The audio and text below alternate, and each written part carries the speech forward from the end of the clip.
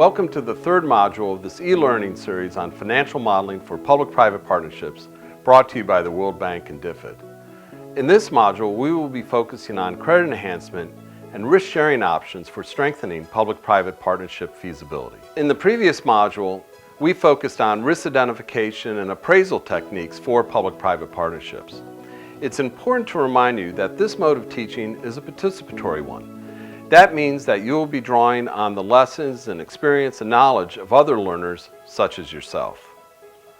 Let's begin this module by taking a look at credit enhancement techniques as well as risk-sharing options for strengthening public-private partnership financial viability. We spent a good deal of time yesterday talking about the difference between cash flow and income. Who could tell me what are a couple of differences? Who can give me two differences between income and cash flow? The big difference between the cash flow and the income statement, cash flow is cash basis and the income statement is accrued basis. Accrual. Okay, very good. So we also talked about things like with accrual-based accounting and income, we'll actually talk about, say, the revenues that are booked or the invoices submitted by the enterprise, not necessarily the cash flow received. Good, that's one difference. What is the second difference between cash flow and income analysis? All right, let me help you with a question. What is an example of an important expense on the profit and loss statement that doesn't show up on the the cash flow statement? Yeah. The income statement shows the historical data, but the cash flows is forward-looking. Okay, yes, we would say that financial analysis using cash flow is often to make the decision, should we undertake this investment going forward or not? We said that oftentimes the accounting profession, not always, but it's looking at what is an accurate picture of what happened in the past. That's general, not in all cases. Yes, what's an example of an expense, an important one, shows up on the profit and loss statement, but not on the cash flow statement? In the income statements, the recognition of non-cash expenses like depreciation. Excellent, yes, very good. And one of the things that we'll see in a lot of PPP projects, we say, because they're capital intensive, that there's a significant amount of depreciation, and I would say that this characterizes infrastructure investments more so than many other sectors of the economy, so it's important. So this is why oftentimes, I gave you the example in the early years, that we may see PPP projects showing very low or even negative net income. Net income could be negative, but you might think, wow, they're losing money. Actually, many of them would probably say, it's good, we're not paying any corporate taxes. But their actual cash flow is much higher. Okay, very good, and I think that's enough at least for a review of those concepts. I gave you some examples yesterday, and what I'd like to turn to now are what we'll term credit enhancement techniques or ways of structuring PPP projects to make them bankable. And the term bankable means, I would say, two things. In terms of financial feasibility, it's not only one, attractive to investors, and investors would probably be looking at things like their internal rate of return. Again, yesterday we also introduced something called the modified internal rate of return, and also to be bankable for lenders who would probably be looking at things like the debt service coverage ratio, which we now understand. And again, overall, I hope you're seeing and understanding that boy, you have to look at these projects from a cash flow standpoint as well as an income standpoint. You've got to look at what investors will see in terms of things like rates of return. You're going to have to look at what lenders look at in terms of coverage ratio. You really have to get the full picture of this. Don't just simply, as I say, whenever somebody tries to give me one number, as if to say, here's the project, it's got a positive net present value, I say, there's probably something they're not telling me. What discount rate did they use, and as well as other things. It's not as simple as that. Okay, so what I want to talk about today are credit enhancement techniques. I say this because usually we find, I see it a lot in PPP projects, when we first do a feasibility study or we first do an estimate of the costs, we oftentimes find that these projects aren't quite bankable or financially feasible yet. A rule of thumb that I often use is that if this project was such a natural financial success and a moneymaker, somebody would have probably proposed it years ago. But infrastructure projects and PPP projects, they're not, because we're talking about public services, they don't often meet the goal of having high financial rates of return. So here I've got a diagram or a graph that shows on the horizontal axis we've got the financial internal rate of return. So this is how financial analysts would look at this on a cash basis. We've got projects on the, what would that be, our right side that have high financial rates of return, very profitable investments. On the left-hand side here, these would be projects with low financial internal rates of return. Now on the vertical axis, I've got something here called the economic internal rate of return. And the difference between financial analysis and economic analysis, well, I'll bet you some of you know. Who can tell me what's the difference between economic analysis and financial analysis? With economic returns, we normally mean the projects that are socially important or politically important, but are not commercially viable to the investor. While financial returns, it means those are the projects that will earn more money to the investor, but might be costly to the users. Okay. You're right, generally. So economic returns look at economic costs and economic benefits, some of which are financial and some of which have a non-financial cost or benefit. So common examples of projects that have high economic returns but maybe low financial might be healthcare and education. Great returns to the economy overall, but we don't expect that we can actually monetize those returns directly. Let's take an example. Let's see, you're all familiar with DART, right? The Dar es Salaam Rapid Transit, the bus rapid transit project here. Okay. Usually, mass rapid transit projects like that lose money. Even though there's lots of riders, and even though the riders pay fares, so they do collect money, usually overall they're money losers.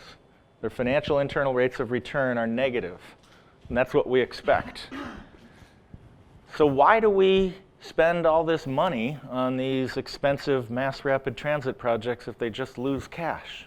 Why do we do that? Around the world, urban areas do that, and around the world, I'll say they almost all lose money. The fare collections alone don't cover the cost. They're very expensive. But yet we need them. Why? Because socially, the need of the social impact is very big because compared to the economic. Sure. What is the benefit that we get as an economy from having a bus rapid transit? It's not a direct financial benefit, but it's a benefit to the overall economy, the total area of Dar es Salaam, everywhere that is covered by it. What is the benefit? Reduced congestion. Yes. Means you've now got lots of people who can move very quickly and reliably, going from home to work to other places. That's the economic benefit. But you'd say that that's not really, that isn't captured in the financial returns. So what we see here is that there are plenty of examples of if we were to let the private sector pick their own projects, not just in PPPs, but generally, whether it's tourism or IT or, I don't know, you name it, you'd find that privately identified projects would sort of fall in this red area here. These are projects with high financial rates of return, some of which have high economic benefits, some of which have low ones down here. When we look at publicly, they'd fall in the yellow area here, that they typically all have high economic rates of return, but some will have higher financial rates of return, some will have lower. What I oftentimes see in a lot of PPP projects when we first do the feasibility studies, we find that we're probably somewhere about here. Projects that have high economic rates of return, but they're not yet financially sustainable. The costs are too high. Or you look at something like, again, bus rapid transit, healthcare, education, those are examples. So what we want to look at today is what are techniques of either enhancing the creditworthiness or the financial feasibility as a PPP. What are the menu of options to make them bankable, as it were? Okay, so here is the menu of options. We'll go through these and I'll give you some examples. They do with things like, what if there are projects that face too much demand uncertainty? Are there ways that we can shift demand risks? Are there ways that we can consider raising tariffs? Things like increasing equity investments or establishing reserve accounts. One of the things that I want to point out about all of these techniques is what you're doing at almost a policy level. You're shifting risk from one party to another. If investors or lenders find the risk too much, can we get a greater contribution from the government or from consumers or from some other party? But fundamentally, we are shifting risk, and this is why we say that this is really a policy decision. It's not simply just a financial decision, but it's really a policy decision saying we're going to ask for a greater contribution from one party to reduce the risk and make the project more acceptable to other parties. One of the examples that we see is when there are projects, proposed PPP projects that may face too much demand uncertainty, is we look at things like the model that independent power projects and power purchase agreements have established, which is a single off-taker who takes the demand risk. Pardon? Yeah. Go ahead. Sure. Is it not possible to have the project with the high economic IRR and at the same time financial IRR? Oh, Because here? I can see the, Right here? yeah, This would be high in both categories in this corner. okay. Yeah, sure. There's a nice area of overlap here, right? So these are the ones, and oftentimes you might say, gosh, trying to think of ones.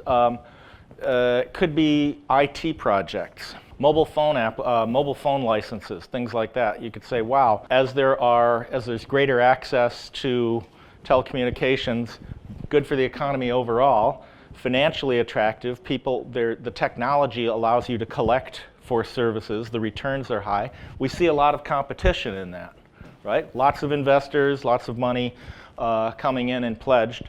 So yeah, those are the projects that tend to be very easy. You might also find the energy, the telecom sectors, they tend to attract a bit more investment. But what if we've got projects like, I don't know, local transportation, marketplaces, others where we'd say, well, we really are facing an affordability limit. And again, I find that these are the ones that go first. And they don't need a whole lot of help. You get a lot of bidding on this.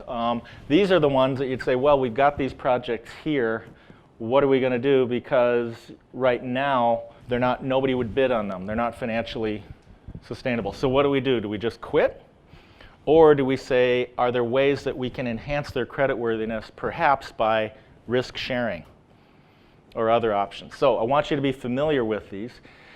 And again, think about these in terms of how we allocate risk amongst all the parties, because it's really a process of getting one party to accept more risk in order to make it more acceptable to other parties. So in the model of an independent power project, a typical traditional power purchase agreement, who takes the risk of changes in the level of demand for electricity?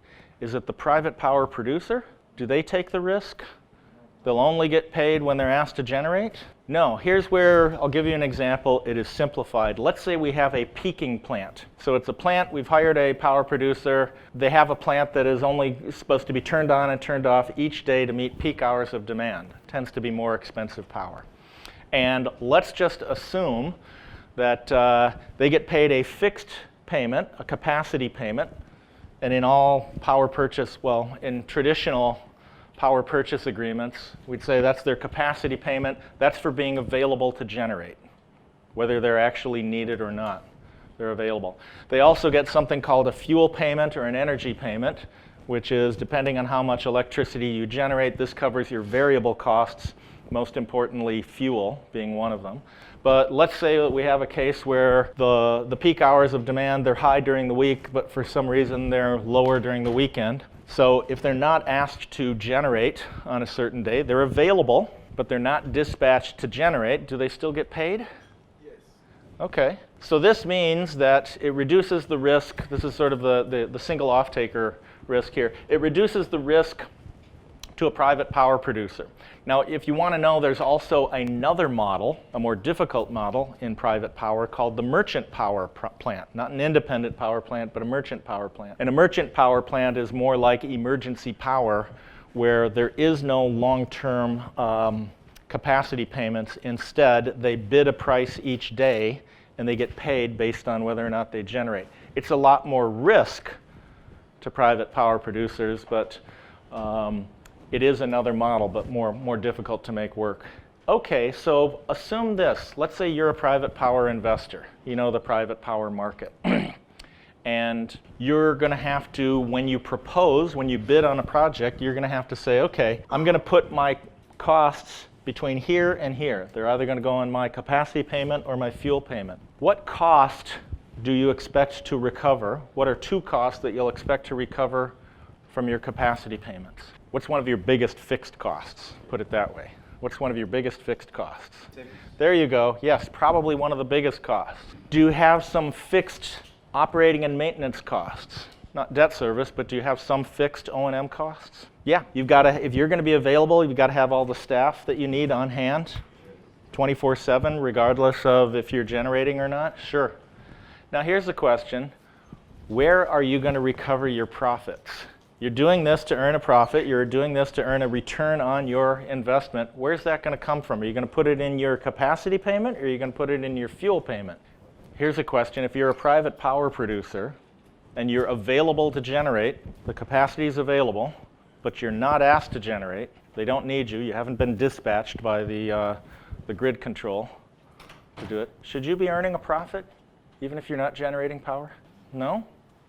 Who determines whether you generate power? Is that your decision as the developer, or is that somebody else's decision? Who determines that? I think it's the public sector.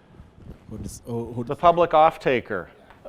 So those who manage the transmission system, they've got to balance the load with the power generated. They've always got to keep that in balance. So they're the ones who will determine, I need you to come online in 15 minutes. I need you to come online in a half hour. It's not the private power developer's decision. So here, typically when you see this, I just want to point this out, usually in most independent power projects, the fixed O&M costs are very low. It's a fraction of it. It might be like 1.5% per year of the total capital cost. It's sort of the staff you'd have on hand, some insurance costs, other minor overhead costs. The big one, as you pointed out, that's your debt service. You're borrowing a lot of money. These are leveraged here. You'll also probably expect that you're going to get your profits from your capacity payment. The risks that you can control, you can design it, you can build it and complete it, you can make sure that it's available, but you don't get to determine when you generate or not. And therefore your fuel payments are really going to be the fuel consumed, obviously, and then your variable O&M costs. Okay, so that is one way that it's sort of like structuring an availability payment. If we find that the market and demand risk, say in a transport project, is too great, a toll road project or any road projects, maybe we say, well, let's look at something like an annuity payment or an availability payment, because we don't know what traffic levels will be. If traffic levels are too low or tolls are too low, it may be too risky. Now, another thing that we can think about when we find that our project's not financially viable, it's kind of an obvious one. Well, what if you just charge higher tariffs? You do one version, your first version of the financial model says here's what the revenues are. One of the ways to increase the creditworthiness is you increase the tariffs, the tolls, or the user charges for consumers. What this does is shown in red here. You're shifting risk from the investor and the lender onto consumers. You're saying consumers need to contribute more. On paper, it can be effective. You can say, okay, we're raising the revenue here. If we hold the O&M costs constant, the debt service the same, all of this, it should increase the debt service coverage ratio, right, for lenders. It should also lead to higher profits for investors. What is the cost or the downside of raising prices on consumers? Should be pretty obvious. What is the cost or what is the risk to the project of just raising tariffs for consumers? Yeah, go ahead. Demand could go down, sure. There's also limited affordability. We're talking about public services here, right? So if, for example, we had something like, let's say this was a mass rapid transit project, and we think, I know, just to make it more financially viable, we'll raise the fares. As we say, the purpose of mass rapid transit isn't to maximize revenue collection, it's to make mass rapid transit as available to hopefully as many people as we can, reduce that congestion. So there's limited consumer affordability and willingness to pay, and sometimes you'll see this like in toll road projects. In almost any toll road or bridge project, you have what's called the toll revenue function here. It basically shows that if we've got three axes here. Here's the toll level. Here is the percent of traffic in the corridor. So if we were to open up a new toll road and basically say it's free, we open up a new road but we don't toll it, get a lot of people using it, but the actual toll collection will be very low, we won't have any. As we raise the toll, we're going to raise more revenue here. But if we keep raising the toll, if we keep raising it past this point, we'll notice that our revenue actually starts to fall, right? People find it too expensive. One of the things that traffic studies actually try to do is predict how much are people willing to pay for time savings, and where is the sweet spot or the revenue maximizing spot up there. Where's the toll that will get the highest level of revenue? And you'll see this in other sectors as well. I've seen it in some cases where they have raised the prices of water or electricity. What happens if we raise the price of water beyond what end users find affordable? Do people just stop consuming water? You'll notice that revenues go down, and interestingly, costs go up as well. What will we do as human beings if the price of piped water or potable water becomes unaffordable? You'll find that illegal connections go up. People will say, well, if you're going to make it unaffordable to me, I can't do without water. You'll find it in electricity as well, illegal connections. So again, with all of these, you need to think about, as we say, these credit enhancement techniques. You don't have one single technique that you say, well, the project wasn't bankable before, but we did this one change to it. Now all of our problems are solved.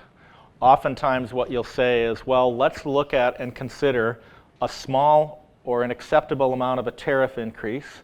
Let's consider a partial availability payment. Let's consider some other enhancements, and in combination, these different credit enhancements will make the project bankable. But as I say, that oftentimes these are policy decisions. They have a financial impact, but really you're saying from a policy standpoint, we need this group to contribute more to a project to make it acceptable to everybody else. There are some examples of this. In South Africa, they have one of the largest mass rapid transit PPPs actually in the world. It's called the Gautrain project here.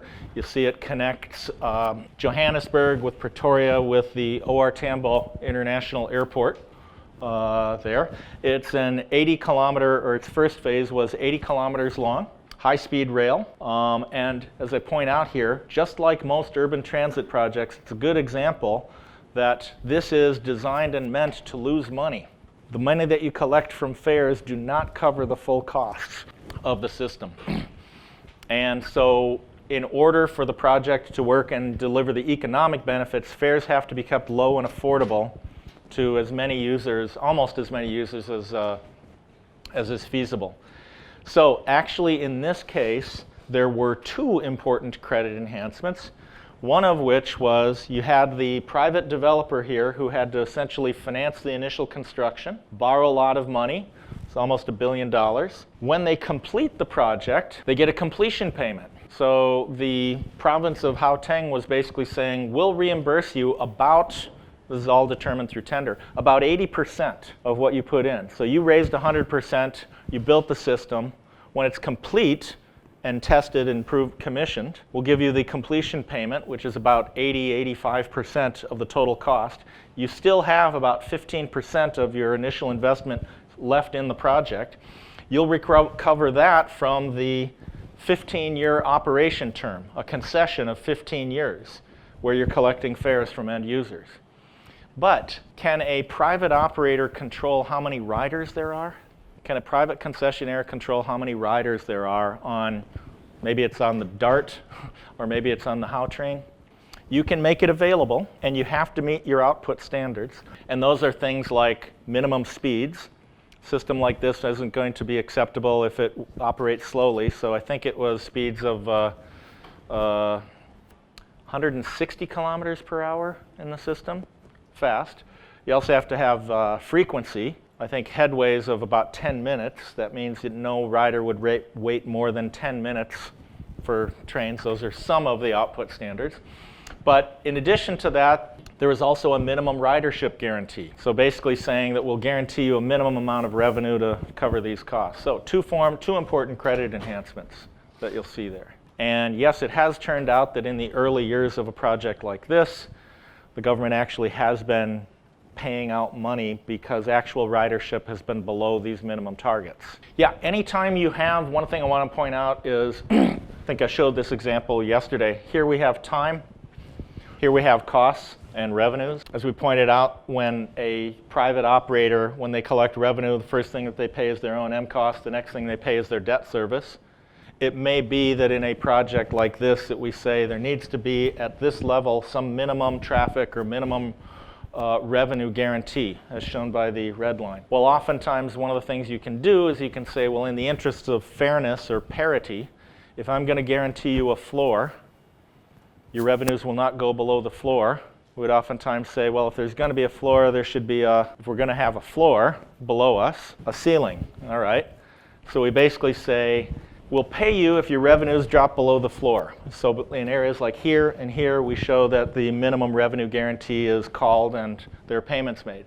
But we'll say that there should be a ceiling in the event that if revenues go beyond a certain level, that a target we set, that either the revenue above the ceiling will either go to the guarantor, meaning to the state, or that revenue could be shared. But you sometimes call that a clawback arrangement. Interesting case here, one of the ways that the country of Chile has dealt with this, we find that in infrastructure projects, especially the transportation sectors and others, I pointed it out with parking projects as well, we don't really know what the level of demand is going to be. It's going to be up to each individual consumer to decide, do they want to do this or not? And it's a very problematic risk in large project financings. Here's how it's going to work. We'll sign a contract here at this point. You'll finish your construction here, and when you propose your bid, you don't bid based on a toll level, which is oftentimes how it would be done. Instead, you bid a number of cars. So you might say, in order for me to recover my costs, I'm going to need 200 million cars. But do we know when the road is actually going to, when that 200 millionth car will pass the toll gate? Can we predict that today? We don't. So we say the term of the concession will last until, and this is where we'd say that this is done on a present value of revenue basis. So a simplified way of saying is that it's a number of cars. Another way, since we know the time value of money, is we say it's a minimum amount of money that needs to be collected. That could happen in year 15. Could happen in year 20, maybe it happens later on, we don't know. But at least in this way, we're saying that we have the flexibility, the contract will last as long as we need to meet that minimum revenue. So whoever proposes or needs the least amount of traffic or revenue to recover the cost of the road, they would win the project. Again, an interesting way, I want you to think about how it is that we handle these different risks in projects. And this is one way of handling the uncertainty of traffic risk. Okay, another way that we can think about this, rarely applied, but you can see how it could be a factor, is what if you're to reduce the O&M cost, right? So we've got our waterfall model here, revenue flows in. if we spend less on operations and maintenance, should mean there's more cash flow to service debt, even more cash flow going on to profits. And one of the things that you do see in PPP contracts is that there is a clear contract with an operator who takes the operating risk, a firm whose job it is to operate the project, take care of operations and maintenance with a clear budget. But you do want to make sure that you don't under-maintain your project, right? Why do you think lenders might be concerned to say, I don't want you to cut O&M costs too much? If you cut O&M costs too much, what risk does that create for lenders or investors? Who can tell me? You reduce the operating and maintenance. You can find that the operation will be reduced to the level where it is going to the agreement. So that means the performance of the product maybe can be under risk. Sure, sure. This is why in all PPP contracts, typically, lenders and investors will actually insist the contract itself must allow for annual or even semi-annual shutdowns to maintain equipment. I've seen it at least in some countries. It's done like in independent power projects, at least once a year, often twice a year, saying we have to shut down, we'll schedule it in advance, but in order for us to maintain our equipment, in order for us to be reliable over the full 20 years, we're going to shut this down, we're going to maintain it. We're unwilling to accept the risk that maybe we have an unscheduled maintenance outage. And if we have an unscheduled outage, what cost does that impose on the investor and on the lender? You say that you're available, and then you try to come online and you're unable to do so because you haven't been maintaining your equipment as required by the equipment manufacturer. What cost does that create for the developer and the investor? Do you get your availability payment that day? You don't get your availability payment. The other way that the contract is structured is whoever the off-taker is, the public off-taker says, well, I was counting on you at your price, but since I can't buy your power, what do I have to do? Got to buy power from someone. I've got to buy power from somebody else, usually more expensive. They're in the merit order hierarchy, more important. Who's going to pay for that higher cost power? Not the users. Who's going to pay for that additional cost of that higher power because our private power developer was unavailable? Pardon? Yes, the investor. That's a penalty. It's saying we're going to charge you liquidated damages because of this. Those are pretty scary risks to any lender or investor. They're saying, okay, if I'm forced to take that risk, then I'm going to make sure I've got a very good operating and maintenance contractor in place. Got to make sure that they are actually maintaining the equipment in accordance with the equipment manufacturer's requirements. So you don't often see sort of cuts in operations and maintenance, but I want you to be aware of the impact of this. Now let's look at another way. Let's say we've got a project that lenders would say, we talked yesterday what the DSCR is. We talked about why they need this to cover themselves in the event of risks. What if the revenues fall? What if there's inflation in the operating costs? What if something unexpected happens? Show us that there's at least a cushion where we can still cover debt service. Well, one of the things that we could do, what if we were to finance the project less with debt and more with equity? So we borrow less money, we fund more with equity. What impact would that have? Well, if our revenues and our O&M costs are the same, if we're borrowing less money, it should be that then our debt service payments go down, right? Which means what will happen to our debt service coverage ratio? If we're borrowing less money, what will happen to our DSCR? Should go up, right? You're holding everything else constant. Okay, how about this? What happens to the amount of cash flow going on in the form of profits? It goes up as well. Maybe we're onto something here. So the less money we borrow, the higher our debt service coverage is, and the more total cash that goes on into our pockets as investors. But what impact does that have on the investor's internal rate of return on equity? What do you think? They have more cash flowing on, right? Less of it's being taken up by debt. So why not fund the whole thing with equity? What do you think will happen to the investor's internal rate of return on their equity? Lower, okay.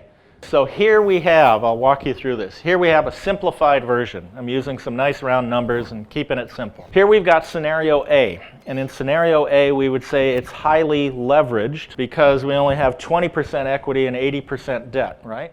4 times as much debt as equity. We say that that is leveraged.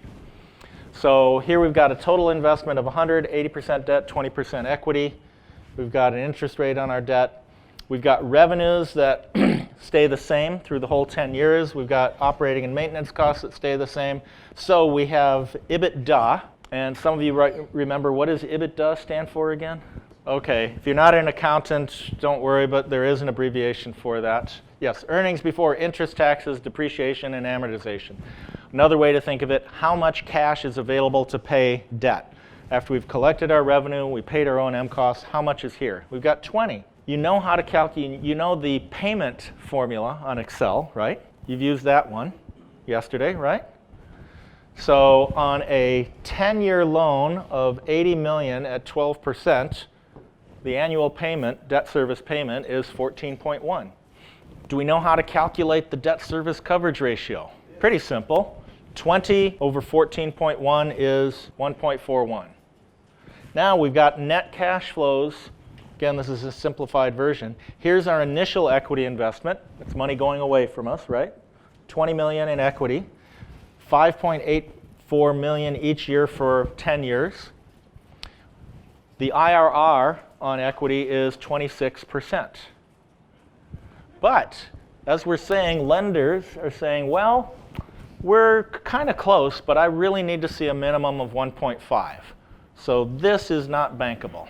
I'm not willing to lend 80% if I'm only getting a DSCR of 1.41. I really need to see 1.5 minimum. Let's look at scenario B. Scenario B, same project, same total investment cost of 100, same revenues, same operating and maintenance costs, but now we're just financing it differently. 60% debt, 40% equity. To keep it simple, I'm leaving the interest rate the same, which you could argue would change. We've got 20 in cash flow available to service debt, and now what has happened to our debt service? It's gone up or down? Gone down. It's 10.6. What has happened to our debt service coverage ratio? Gone up to 1.88. Now look at this. Look at our net cash flow here. It went from 5.84 to 9.38. Looks, at least to my untrained eye, like that's a significant increase, right? But what has happened to the IRR on equity? What happened to it? It went down. Went from 26 down to 20. Why? Who can tell me why? I mean, it looks like to me, like I would say, okay, 5.84, 9.38, that's almost double, close to it. Why has the IRR on equity dropped from 26 down to 20? What has happened to our initial equity investment? It used to be 20, now what is it? 40, it has doubled. If I'm an investor and I want to see myself earn the highest rate of return possible, I might say, I'll finance it 99.9% with debt, and I'll just put in $1 of equity. My return, my internal rate of return on that $1 investment is going to be extremely high, right? That makes sense? I only put $1 in and I'm getting some net cash flow. But lenders would say, that's too risky. You're asking me to put in 99.9% of the debt. The debt service payments are going to be very high. I would bet the debt service coverage ratio would be fairly low. So lenders don't want to accept too much risk. And here you're going to see, do equity investors want to put in just more and more equity? Probably not. If you hold everything else constant, the more equity they put in, which is difficult, the lower the return they will get on that equity. And this graph basically shows that as we increase, holding everything else constant, as we increase the equity from 20 to 40, the IRR on equity is going to fall. And as we reduce the debt from 80 to 60, the debt service coverage ratio is going to increase. Another thing that we can look at here that lenders often require is something called a reserve account, or sometimes called a debt service reserve fund or account. This means that we have an additional account, usually held in escrow, where it says that in the event that the project encounters some unmitigatable risk, could be an act of God, it could be a foreign currency crisis or some systemic crisis, that there is an account that can be tapped, and usually it is set as being equal to a certain number of months worth of debt service payments, that then that account can be tapped and lenders can be repaid out of that reserve account. It gives a cushion to lenders. It means that if one of these risk events occurs, and I say unmitigatable ones, if one of these risks occur, it doesn't mean that lenders are suddenly told, sorry, we're not going to be able to service your debt. So it buys time. Who can tell me what is a potential cost of having a project with a debt service reserve account? It's good for lenders. Lenders want to make sure that they are repaid.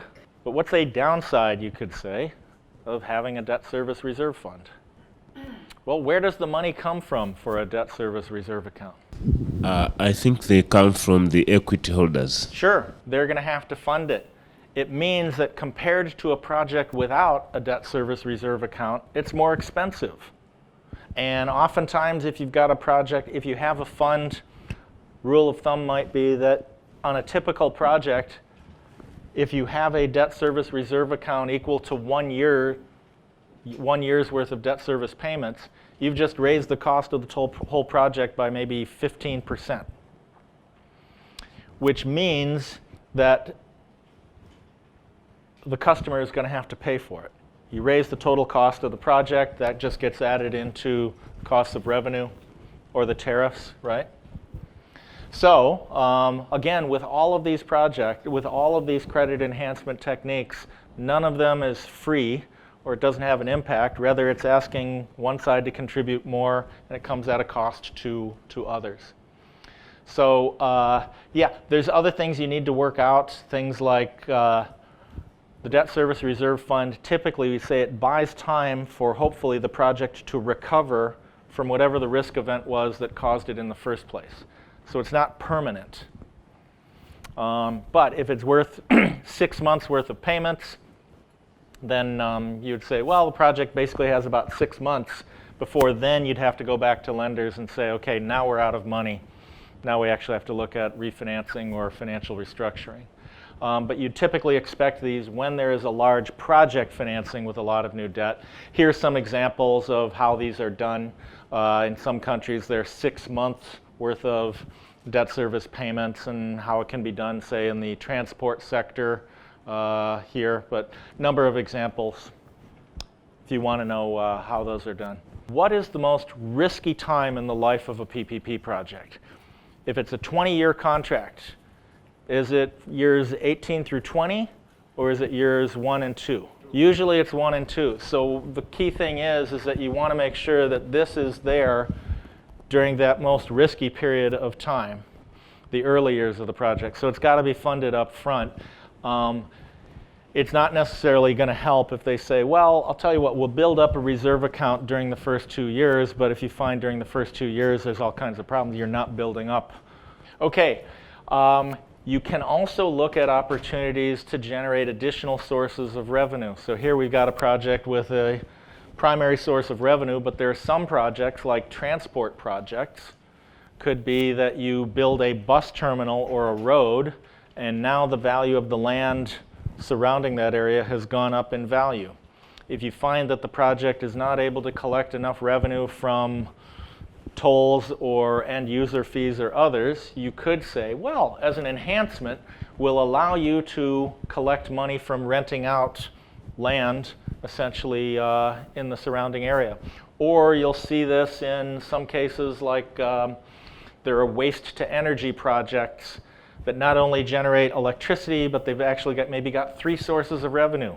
They collect tipping fees from the garbage that they accept. That's one source of revenue. They get some revenue from generating electricity by burning, incinerating the garbage. And if you're selling electricity, maybe you can also sell steam. You generate steam and you've got a steam off-taker, an industry that needs steam. So you might have more of these. Or I see it in the wastewater sector and the other waste sectors. You can be selling recycled products. You can be selling compost and others. But as we say here, there's a reason that I like to call PPP project companies single-purpose project companies. Because the projects are complicated enough already, but they're easier to do when we say that the contract given to the project company, the equity investment made in it, the debt that lent to it is all for a single purpose. And a challenge that you might have here, I've sometimes seen this in the transport sector. If you're a private developer and you are told, okay, you need to build this transport network, and we'll also allow you to rent out land at certain areas around this network and you can generate cash flow. What do you think most private investors are going to do first? Are they first going to borrow a lot of money and then over 5 years, I don't know, build this large complex transport network and then rent out the land and get money from land rents? Or do you think they're first going to rent out the land, get some cash flow, plow that cash flow into their project and sort of gradually build out the transport network? What do you think most private developers would do in practice? Which one first? What do you think most private developers would do first? Are they first going to rent out the land, get some positive cash flow, and then gradually build the rest of the transport network? Or are they going to build the transport network first and then rent out the land? Probably what most investors want to do is, how can I shorten the period to when I start collecting money? So you have a question there of, geez, is this a real estate development project with a transport component on the side? Or is it really a transport project with some real estate added into it? So I say this, that you want to make it very clear what's the primary purpose and what is the auxiliary or the secondary purpose. But there are examples of this. As I pointed out, I've worked on waste to energy PPP projects where you can have multiple sources of revenue, some from solid waste tipping fees. So for every ton of waste you accept, you get a payment. You generate electricity, you generate steam. You have multiple sources of revenue coming in, but you're going to have to make it very clear what is the primary purpose. And when there are decisions about when do you operate or what has priority, make it very clear what those are in the contracts. That's why the stakeholder management issues get more complicated, because if you're saying, well, when we have waste coming in, we'll generate electricity, but we don't get a regular supply of waste, or we're not a 12-month-a-year operation, or things like that. You got to make it very clear, and so you'd have to have off-takers who agree, yes, we'll buy your electricity, but we also understand that you're not going to be one of our baseload generators, for example. Okay, next I want to look at an example. We talked before about the issue of some of the competing interests of lenders and investors, right? Lenders don't want to be exposed with too much leverage. They want to see a healthy debt service coverage ratio. They want an investor who has skin in the game. They don't want too much leverage. We see that investors will say, well, I don't want to source too much equity. Also, the more equity I put into a project, the more my return is going to go down. Let's look at an option here called subordinated debt, also called mezzanine financing. Mezzanine is the level between two floors, if you will. So what if we were to say, instead of just one lender and one investor, we'll create something called a subordinated lender. There's somebody who says, I'm going to be willing to wait, take more risk, wait until the traditional, we'll now call them senior lenders, are paid. And then once their payment obligations have been met, I will get paid, so I'm willing to take more risk and wait, but I do have the assurance that I will get paid before the owner, the equity owner, gets paid. Let's see how this might work. Here we've got a scenario that you've seen before, right? We saw this is scenario A. We said it was 80% debt, 20% equity. And you've seen all this before, right? You've seen the numbers are all the same. We had a debt service coverage ratio of 1.4, which lenders said, we're looking for a minimum of 1.5. And we see the IRR on equity is 26.4%. But is this bankable? Did lenders find this acceptable? We said no. So now let's look at a different scenario. B is 60% senior debt, 20% subordinated debt, and 20% equity. Let's see how this would work. All right, so 60, 20, 20. We've got the same interest rate on senior debt.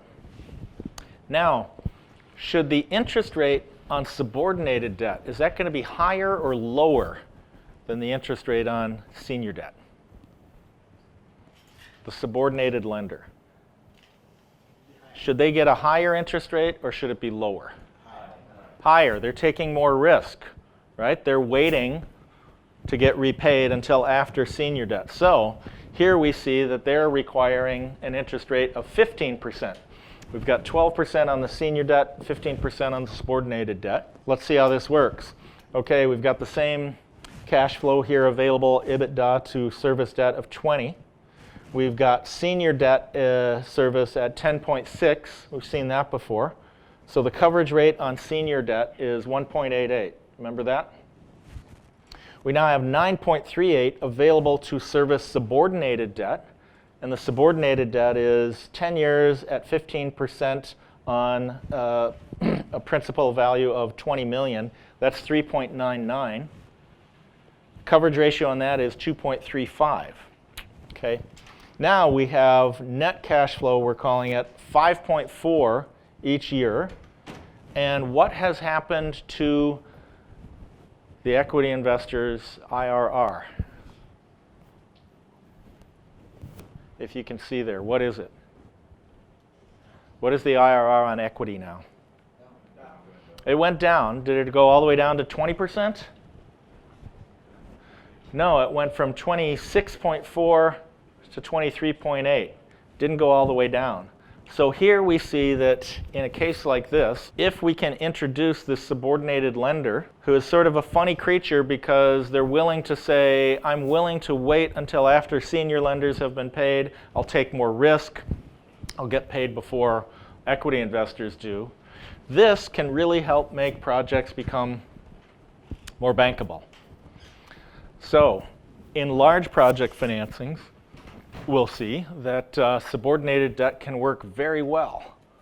The challenge, however, is that there are very few financial institutions that provide subordinated debt. There are multilaterals like the World Bank, the IFC. The IFC will provide subordinated debt to PPP projects. The African Development Bank will do it. But it can take a while to structure. But I want you to be aware of it. There's oftentimes conditions that sometimes there are partial guarantees by governments given to subordinated lenders to protect them against political risks. It can take a while to actually get these partial guarantees that are required. But I want you to understand how something like creating this hybrid subordinated lender can help make a project financially viable or bankable in this case. Okay, other ways that we can look at making projects more creditworthy or bankable. We say that infrastructure projects are long-term. A good rule of thumb is that if you've got assets that you expect, you're going to finance assets that are, say, 20 years in their expected life, you want to have a long period of time to repay the debts on those.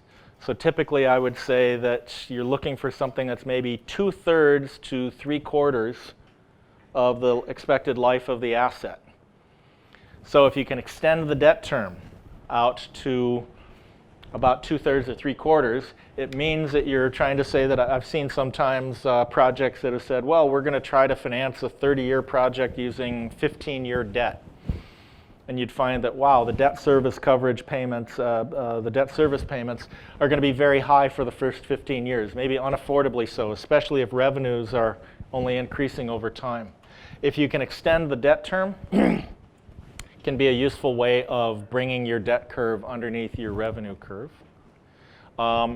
Sometimes this can be done through what we'll call partial risk and partial credit guarantees, where there are multilaterals like the World Bank that can provide certain guarantees to local lenders. Maybe there are local commercial banks that can only lend for 5 to 7 years maximum. And if we've got a 20-year project, 7-year debt may be too short. Well, if you can get a partial credit or partial risk guarantee from the World Bank against it's partial risk, not a full, but an insurance policy covering part of your debt, maybe for the first 5 years, usually the most risky ones, then maybe you'll have lenders that will say, well, we can now extend the term of our debt. The bank covers us, the World Bank may cover us for the first 5 years. We can then take the next 7 years. Now we can lend for, let's say, 12 years or more. So it's not a full sovereign guarantee on all debt, but you might find that some of the debts or contributions to projects would have a partial guarantee that can buy down the interest rate. If you buy down the interest rate, again, you can try and get your debt service curve underneath your revenue curve. So you can look at these mechanisms for enhancing creditworthiness. There are some lenders that may allow a grace period, which is, the idea here is we'll make it so that there's a grace period here for the repayment of debt, hopefully allowing the revenues to become stronger, more robust or reliable before debt service is needed. Again, commercial lenders don't typically offer grace periods, but multilaterals may offer some. So you might want to look at those. You could also look at some loans here where maybe you actually have deferred principal payments. So it could be in some cases that you'd say, well, we'll pay interest only for the first term of the loan, then we're paying regular interest and principal, then we pay regular interest, principal, plus the deferred principal we were not paying during the first term of the loan. Again, it's rare to find these, but you may be able to structure some of these, but rarer these days. And then I also want to have a discussion here about viability gap funding. And VGF, as it's called, the idea behind VGF is that, let's say we've got a classic project with high economic rates of return, so it could be mass transit or water provision, healthcare, education, with high economic benefits, but low affordability amongst consumers. Consumers can't afford to pay, nor should pay, the full costs.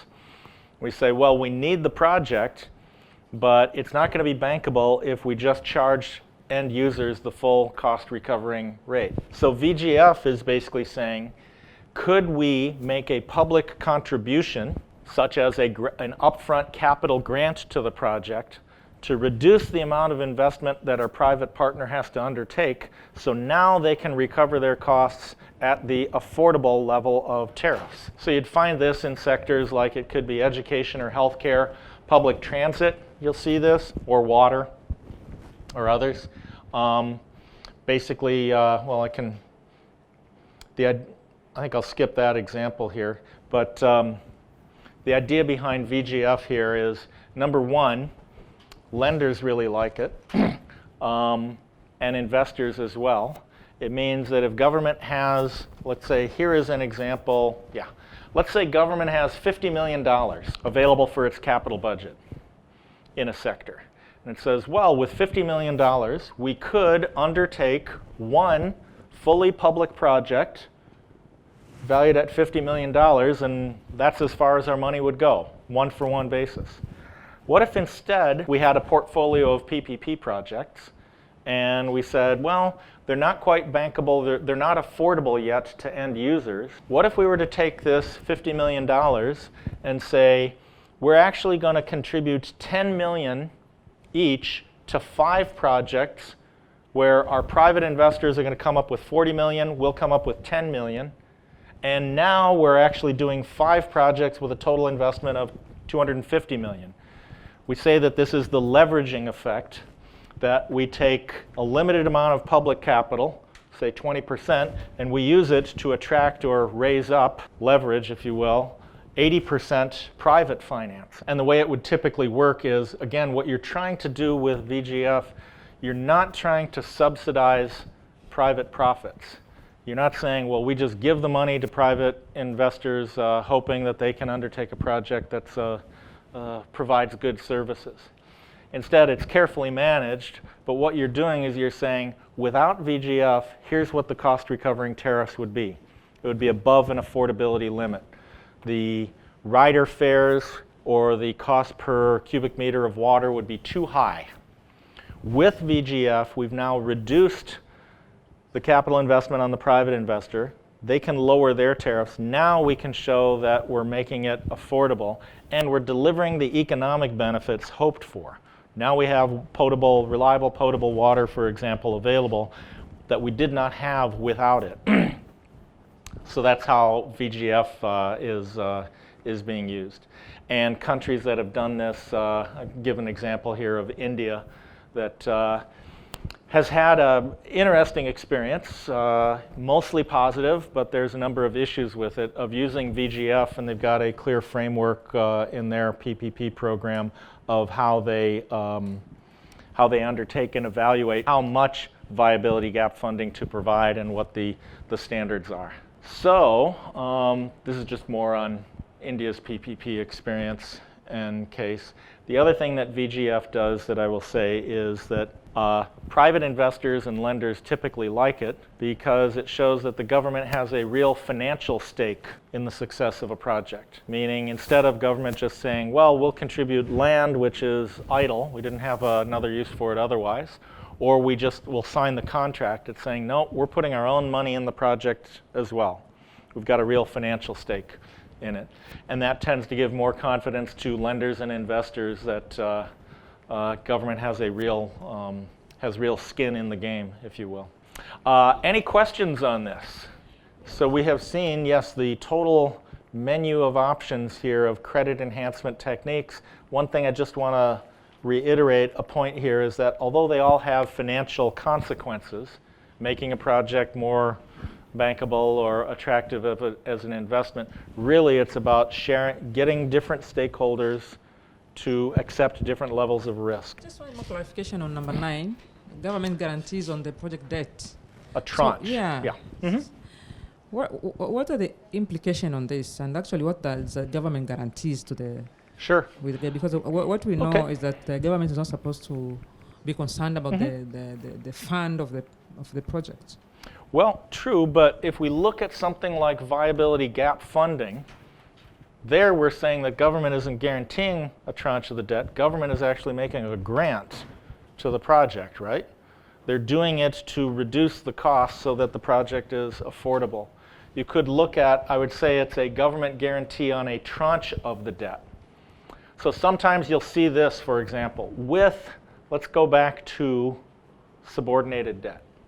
We've seen the example here that if you can bring in a subordinated lender, you can make the project acceptable to different investors and lenders, right? I've sometimes seen that a condition of subordinated debt is that government provides a guarantee against specific political risks. So they say, for the subordinated lender, we'll provide a guarantee that we won't, or a future government will not nationalize the project, expropriate the project, block a planned tariff increase, or something that is specifically within government's direct control. We'd say, okay, but because government is providing a guarantee to subordinated lenders against specific risks, it's a partial guarantee. It's not a full sovereign guarantee, but a partial guarantee with a limit on it. This will reduce the interest rate, and it'll allow a subordinated lender. So, and one thing I do want to point out here with these guarantees, probably the most important word up here, it's the word partial. It's not a full guarantee. So it's not telling lenders you're covered in all events no matter what. It's saying we'll give a partial guarantee, but you still have exposure. If the risk event happens, you're still exposed to risk, so there's sharing in it. But what I will say is that I've seen in a number of countries, like these cases where partial risk and credit guarantees have been done, it takes a long time to structure and get agreement on those guarantees. Some countries will say a guarantee can only be given with a vote of parliamentary approval. So you've got to wait until Parliament essentially is in session, and it can take a long time to do it. But I want you to be aware of the menu of options, and those are really only for large projects with a project financing. Now that you are familiar with some examples of credit enhancement techniques, including their benefits as well as their costs, my colleague John Budarazzi will take you through an exercise on how to use a financial model to identify and to analyze risks. Capital expenditure, our CapEx, that's typically our construction costs. How much to build something, or how much to replace something in the asset, okay? So that's our capital expenditure, US 80 million. The bridge is going to be relatively busy. Every day there will be about 10,000 vehicles that use this bridge. The growth in the traffic is expected to increase 3% each year. The toll, it's going to be a toll bridge. It's going to be 8,000 shillings. 8,000 shillings to use the bridge. Notice, even though the cost of the bridge is in US dollars, the toll is in shillings, Tanzanian shillings, okay? The private concessionaire, the private operator of this bridge, under the agreement, every 5 years they can increase this toll by 5%. So now we have this thing called OPEX, annual OPEX. What does OPEX stand for? The operation costs. Right. So that's our operational expenditures. And here it's $4.25 million each year, $4.25 million. The other thing is we have, to get this bridge built, they had to borrow money, and the leverage, or sometimes some people think of simpler terms, the loan to value they could attain for this was 60%. You remember from Ned's presentation, DSCR, what's DSCR stand for? Debt service ratio. Debt service, what's the C? Coverage, right, debt service coverage ratio. And it says here 1.4, and we'll talk about what that means a little later. And then, importantly for the investors, they want to achieve a return on their investment of 17%. Okay? So those are the facts. I said this is going to be the shortest PowerPoint you get all week. Here's the last page of the PowerPoint. What are the risks for this project? What we're going to do for the balance of, I said it's the shortest presentation, PowerPoint presentation, but it's not necessarily the shortest session. This is going to be a pretty interactive session. So you're going to be the advisors on this project. This isn't an exercise, but we're going to work through this together. We have a number of responsibilities here.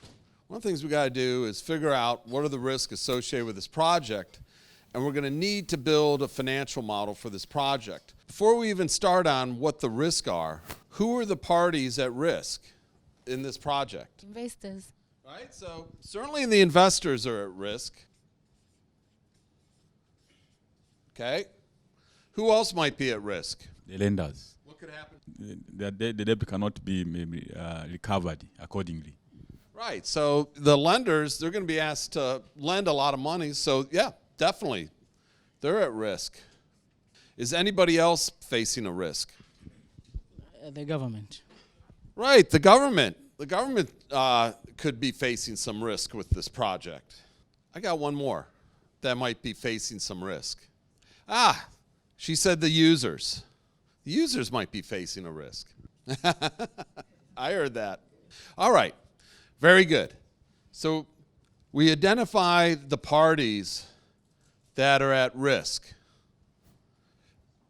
Now we need, and kind of keep on going back to these facts. This is going to help you think, those facts, if you really think about them, are going to start helping you think of what some of the risks are with this project.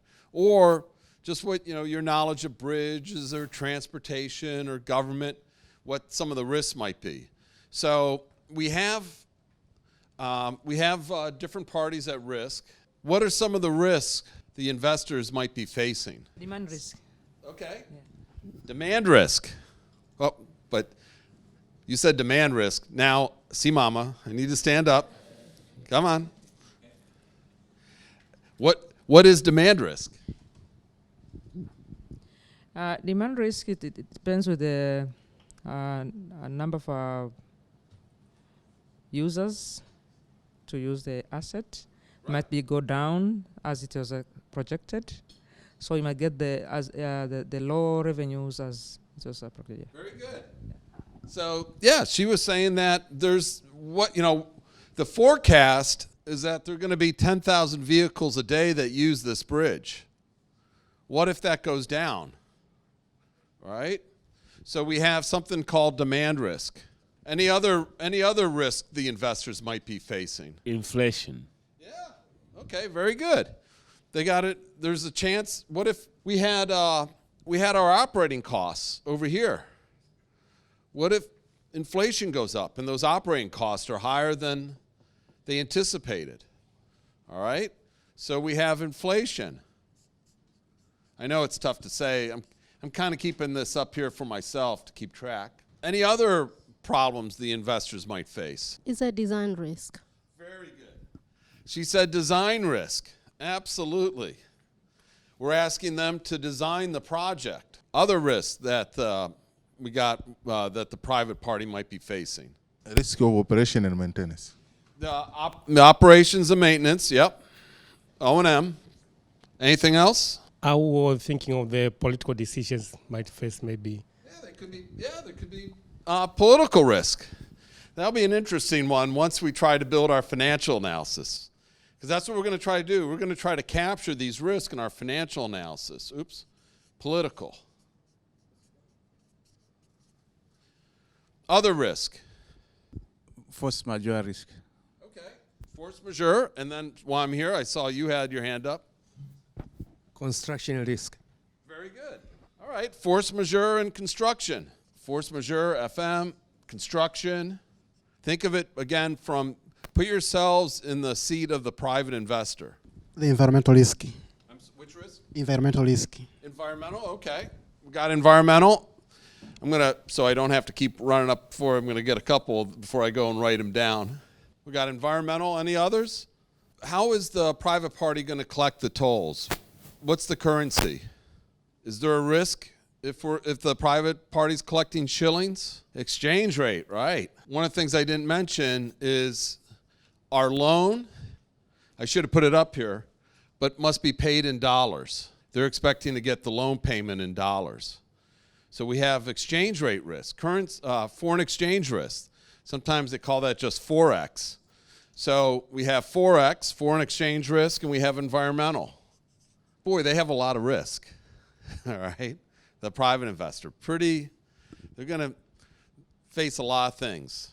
The construction risk alone involves a number of sub-risk, right? What if the weather's bad? What if they have labor issues? What if they can't get their materials? There's a lot of risk into this project. Let's talk about the lenders. What's their risk? I'm not quite sure, but I'm trying to see the DSCR being 1.4. It's not that much better. It could have been at least 1.5. We'll talk about that in a little bit in terms of the coverage ratio. But what's the risk for the lenders? What keeps the lenders awake? If you're a banker and you lent money to this project, what are you worried about? I want to see my money coming back accordingly. Right. So you're worried about things like bankruptcy, default. You're worried that they're not going to be able to pay you back. Right. Insolvency, cash flow. Right. You're worried there's not going to be enough money to pay you back. That's going to be a problem. And it's happened. Let's put it this way. If you're an elected official, forget about public-private partnerships. If you're an elected official, what's usually your prime, by the way, is anyone in here an elected official? Okay. If you're an elected official, what is typically your primary concern? If users can afford to use the. Forget about he actually gave the answer. He said, is it going to be affordable for users? But Miriam, go ahead. If I'm not mistaken, is quality services. Okay, those are all good. So let's put quality of service and affordability. So to answer my own question, when I said what's usually an elected official's primary concern, and maybe I'm a little too cynical, they're usually, yes, their opposition, their concern is about being reelected, all right? They want to be reelected. So that's what usually a lot of times motivates them to worry about the people. They want to make sure the voters like them, okay? So they're concerned, this affordability question is going to be a big one. We'll see how that gets treated in our financial analysis. Okay, so we have that. Are there any other issues that the government might be concerned with? I can mention two. One is political risk, and the other one is the change of law. Okay, very good. So political risk and change of law. Are there any risks up here for the investors that the government may need to share or share a portion of that risk? Remember, take a look at some of our facts up here. Can you think of anything the government might need to do so that this bridge gets built? Not the politics necessarily. Over here, if you can have. No, I need a little bit of clarification. Sure. We have said the change of law is the risk under the government, but the government is in charge of the change in law. How that can be a risk? Because the government can control that. That's a very good point. That might be a risk more. That might be more of a risk to the investors, that if the government changes the laws on them. I like that. It's a risk, but let's put it up here. Is the government designing the bridge?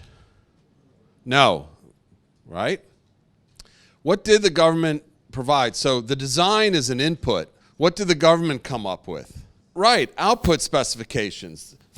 Saying they needed a bridge for 10,000, saying that it had to be able to accommodate growth of 3% per year. What if this is what I would call a case of happy misery for the private investor, but what if all of a sudden the bridge, there's 20,000 vehicles using it each day, and the bridge is congested, right? The government misspecified the outputs. So a risk to the government is output specifications. The other thing is, over here, we're saying that, a bridge doesn't just sit in isolation. You got to have roads that lead to the bridge. And those roads need to be improved. There might be a necessity to have a right-of-way that the government needs to obtain. There's going to be a necessity to obtain permits for the building of the bridge, environmental permits, for instance. A lot of times the permitting is the responsibility of the government, as well as the bridge itself is a piece of infrastructure, correct? But a lot of times, as I said, that infrastructure, in this case the bridge, doesn't sit alone. It needs supporting infrastructure. Those are the approaches. Okay, so usually the supporting infrastructure is a risk to the government. So we kind of covered 3 of our 4 parties at risk. What about for the users? What's the risk to them? The affordability. Right, okay. That's the primary risk to the users, that they can't afford to use the bridge. If they can't afford to use the bridge, that's going to come back up to here. It's probably going to come back up to the government as well. So they're worried about the tolls. If I were to expand this, if I expanded the scenario, one of the things I could have said is, okay, so there's no bridge there now, but let's say there's a ferry to go across the river. There's a ferry. Is the ferry going to be at risk? Probably, right? Ferry probably will go out of business. Don't need the ferry anymore. I can just take the bridge. It's going to be faster, more convenient. So, but we'll put that aside. Okay. So I think we did a pretty good job of figuring out who our parties at risk are and what the risks are, or at least identifying the risk. So we need to build a model for this. And we need to start thinking about how these risks are going to impact our model. Let's see how we're going to do this. Let's first, what we're going to do is we're going to sketch it out on the paper, and then we're going to look at it put it up on a spreadsheet. So if we're going to build a financial model, what are we going to start with? What's kind of one of the first pieces of information we need to know? And a lot of this is already up here in our financial model. We need to know how much the project's going to cost. Think about kind of the exercise you've been involved with. You started yesterday. Okay? So we know how much it's going to cost. It says 80 million. One of the things I didn't mention, I'll put it up there now. Let's see, do I have it up there? Nope. Okay, let's put it up. Our agreement's going to be for 25 years. Okay?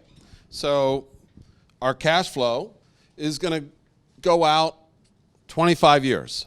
So what's one of the first lines we want in our cash flow? Have you ever heard the phrase, give me the bottom line? What's the bottom line? Have you ever hear that phrase? Bottom line is basically what it refers to is like, what's the profit?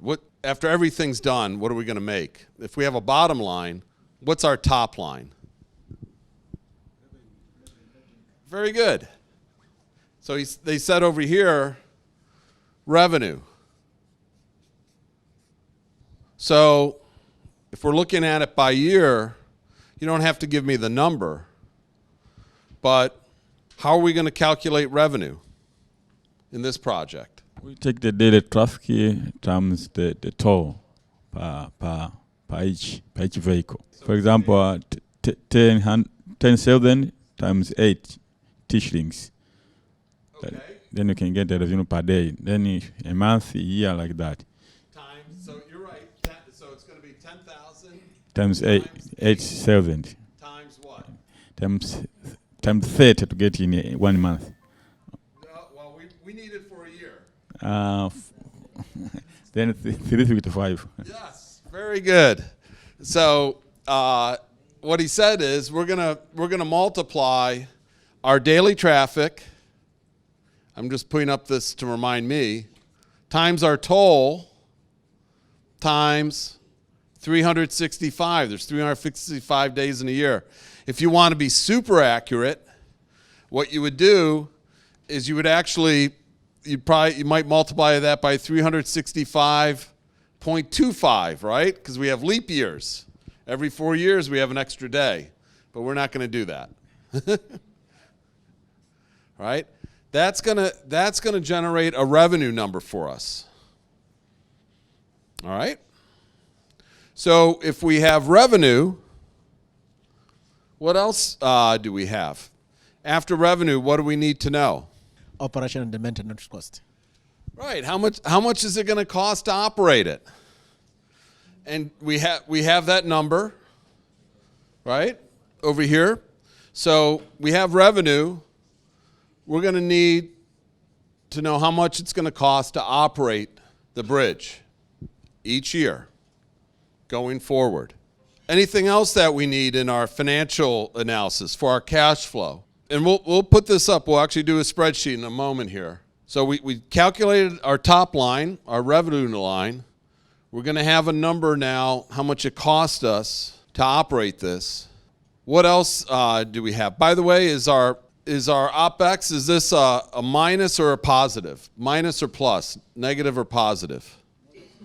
Right. So this is going to be a negative. It's going to cost us money. Anything else going to cost us money? Or is anything else that's going to be subtracted from our revenue? Debt service, right? We got to repay the loan. Otherwise, the bank's going to get pretty mad at us. So we're going to have debt service. We're going to have debt service. And if we have all that, what should we be able to get? What's going to come next? So we're going to subtract out we're going to have revenue. We're going to subtract our operating costs. We're going to subtract out our debt service. Oh, I didn't even think about that. I'm glad you brought it up. Let's say we have a tax. Very good. We're going to want to know, we're going to have tax. By the way, is tax a risk? What if the tax rate goes higher? Who's that a risk to? Right. So we should have put that down. That's a good one. I'll just use my same pen. But that's another risk to the investors, taxes. Okay, that's a good one. So we got tax. If we have our tax, yes. Oh.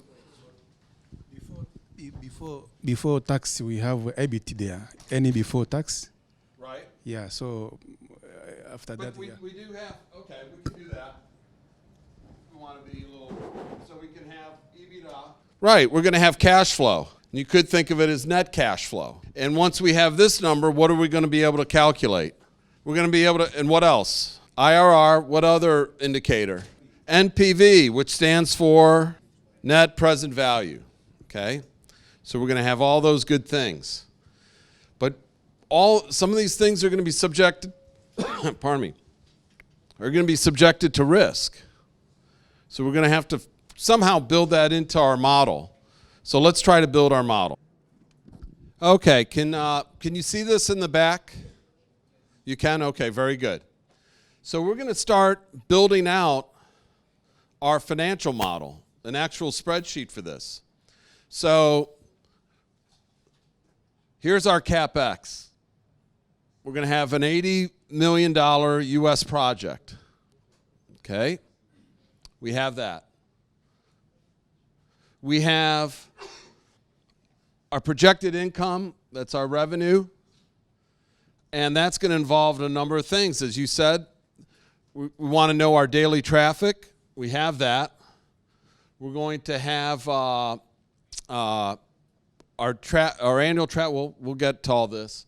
We'll have our tolls. The tolls in US dollars equals $3.44 at the current exchange rate. Okay, remember it's 8,000 shillings.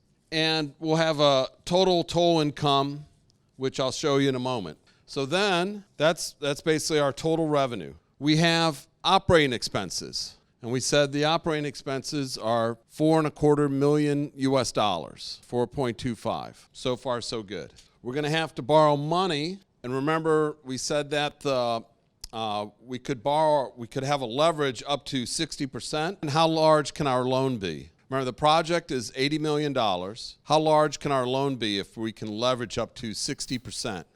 48. Exactly, 48 million. This is our loan. It's called senior principal. That's what you call the amount, is principal. That's 48 million US dollars. By the way, just as an aside, for a lot of these larger infrastructure projects, where a lot of the borrowing or some of the investment might be coming from overseas, they will want it denominated in their currency. So if the money's from the US, it could be in US dollars, Europe in euros, you can have Chinese currency. A lot of times they'll demand as a part of the agreement, or if the bank is making the loan, that they will say it's got to be in our currency. Okay, so the loan's going to be paid back in US dollars. And remember I said we had a debt service coverage ratio required of 1.4. Okay? All right. So if we have all that, we need to start building out our model. All right.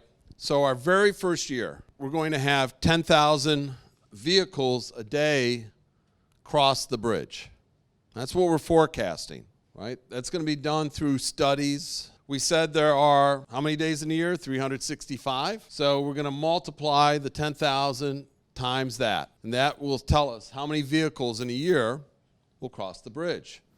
We have our toll, shillings, 8,000 shillings.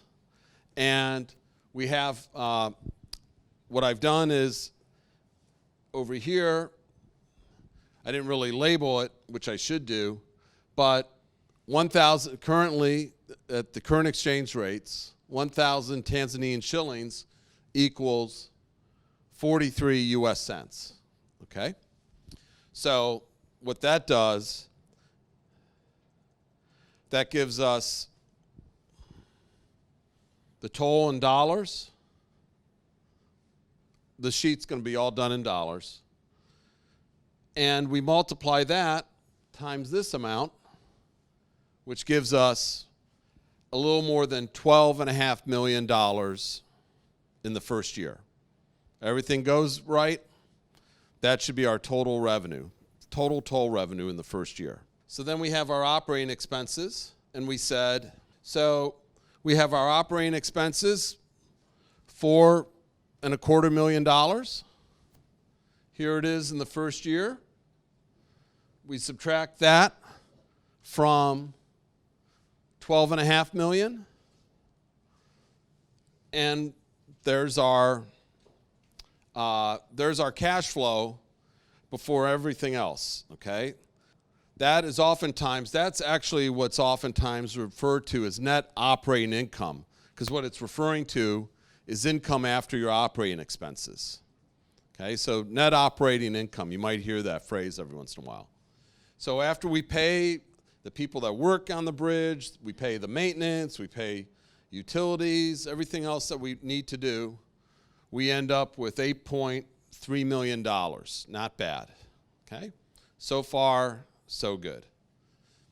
Just to show kind of what happens is, we remember one of the things we said is that what are we forecasting for traffic growth? What do we think is going to happen? Right, so we're forecasting that traffic's going to grow by 3% each year. One of the things we have here is we show up growth. Instead of 10,000 vehicles a day, in the second year, we think we're going to get 10,300 vehicles a day. That's good, right? And we have our toll. You can see now the revenue's gone up by just about $400,000. Good thing, right? And sure enough, our net operating income has gone up also by almost $400,000. Very, very good. What's the other thing that happens with the tolls, if you remember from the fact sheet? So traffic growth we're forecasting is going to grow each year at 3%. The agreement allows us to do what with the tolls? Right, so every 5 years, by the way, so far, not a lot of risk, right? It's looking pretty good. Here's our toll of $3.44, and now it goes up in the 5th year to $3.61. I forget what that would be in shillings, but that's not, it's basically going up by less than 20 cents. That's not a lot of money, right? But it has a big impact. Over here, all of a sudden, we're going up by almost a little more than $1 million in total revenue. That's huge, okay? And our net operating income went up by $1.1 million.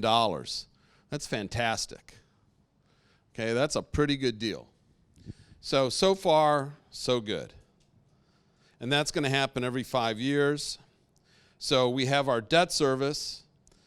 As you correctly said, we're allowed to borrow $48 million under terms of our loan agreement. And I'll save you the calculation, but I've calculated, let's see, here it is, our senior debt service should be here. So this is what we're paying in debt service, our principal plus our interest to repay the loan back. It's about $5.25 million each year. We make that payment. After we make that payment, we have net cash flow. I'm going to put taxes aside for the moment. We have net cash flow of $3 million. Excellent.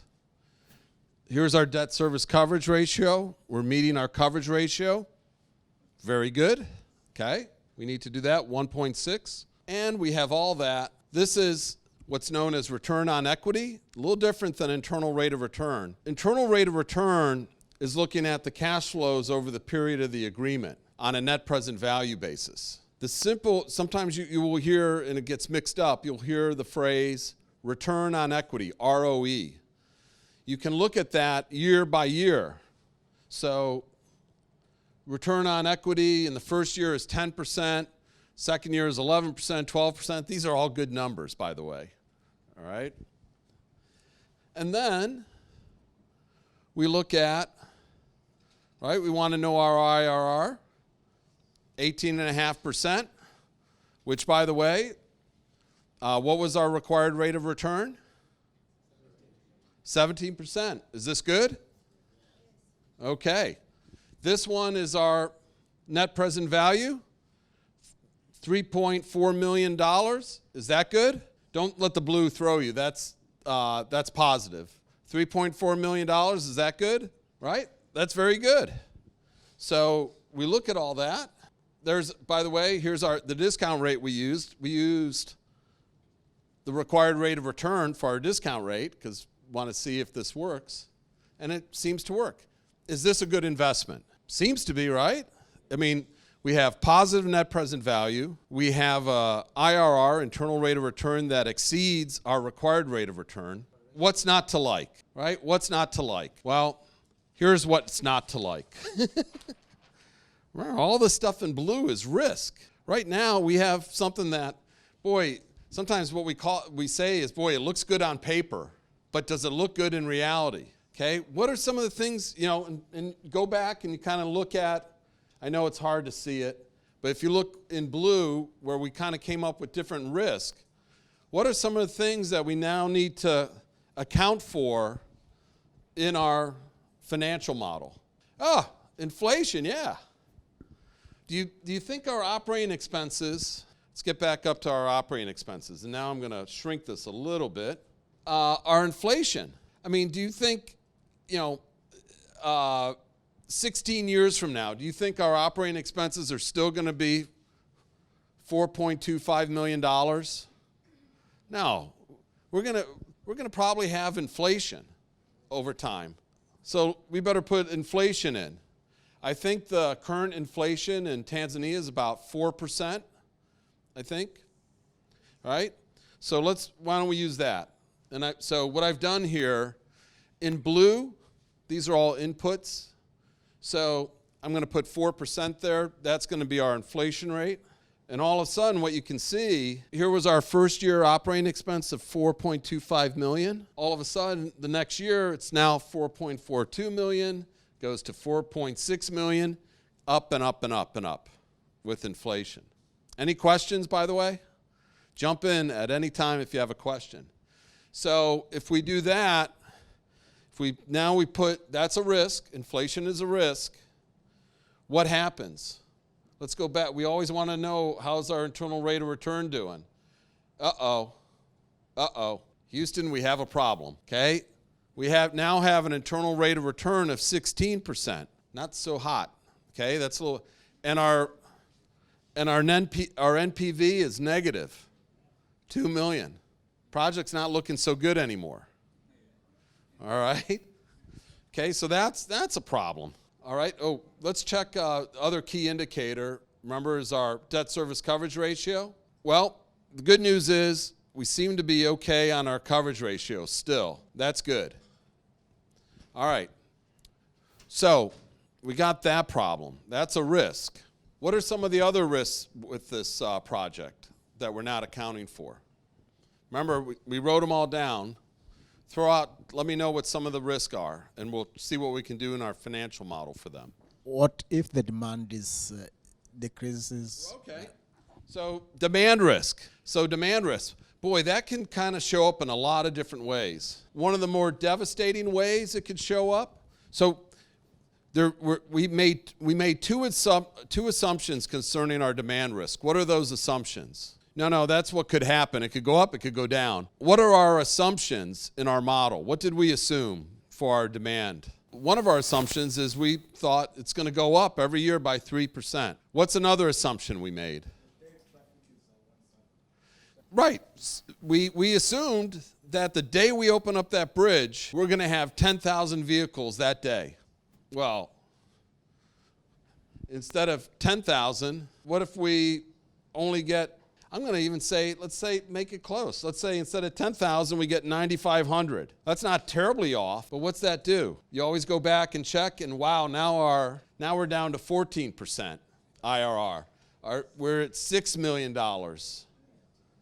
Not in the wrong direction. And what if instead of 3% growth? And And by the way, that's not bad. Like, we're only off, we're only off by 5% in our traffic projection, but it had a devastating effect on us.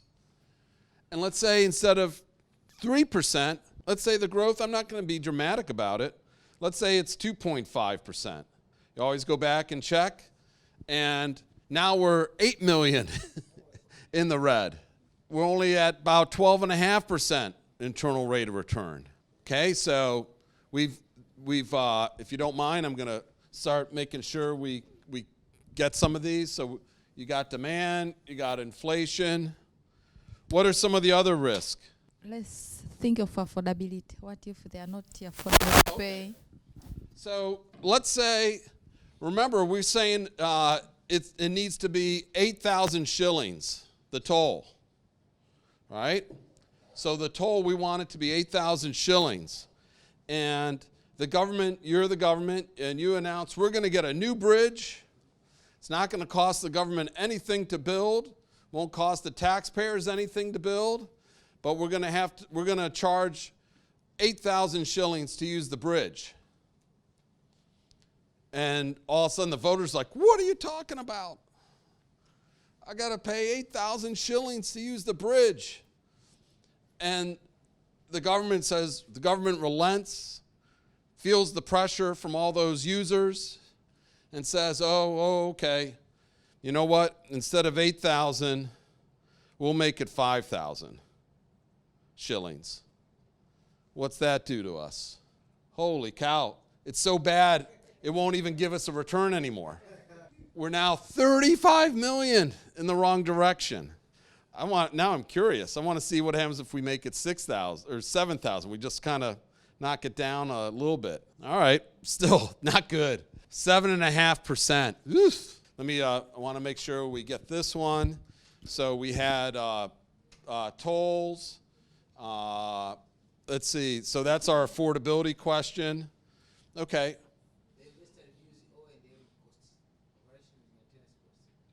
So the O&M costs go up. Oh, if they go down, I wouldn't say that's a risk. That's a good thing. But that's part of your sensitivity analysis. You can see what happens once you have the model set up. But let's take it the other way. We said, remember, in our traffic, we made two assumptions. The assumption we made was 10,000 vehicles a day, 3% growth a year.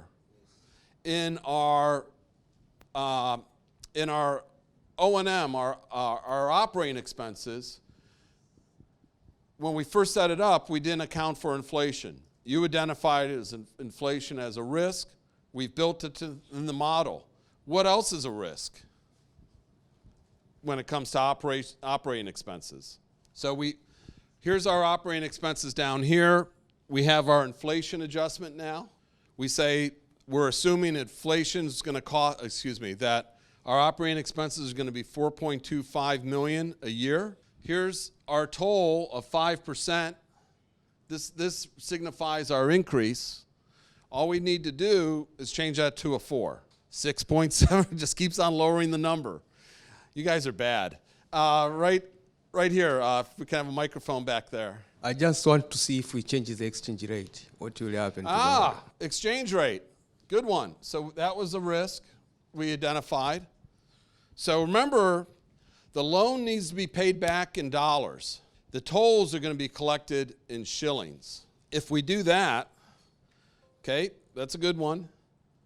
Here's our exchange rate.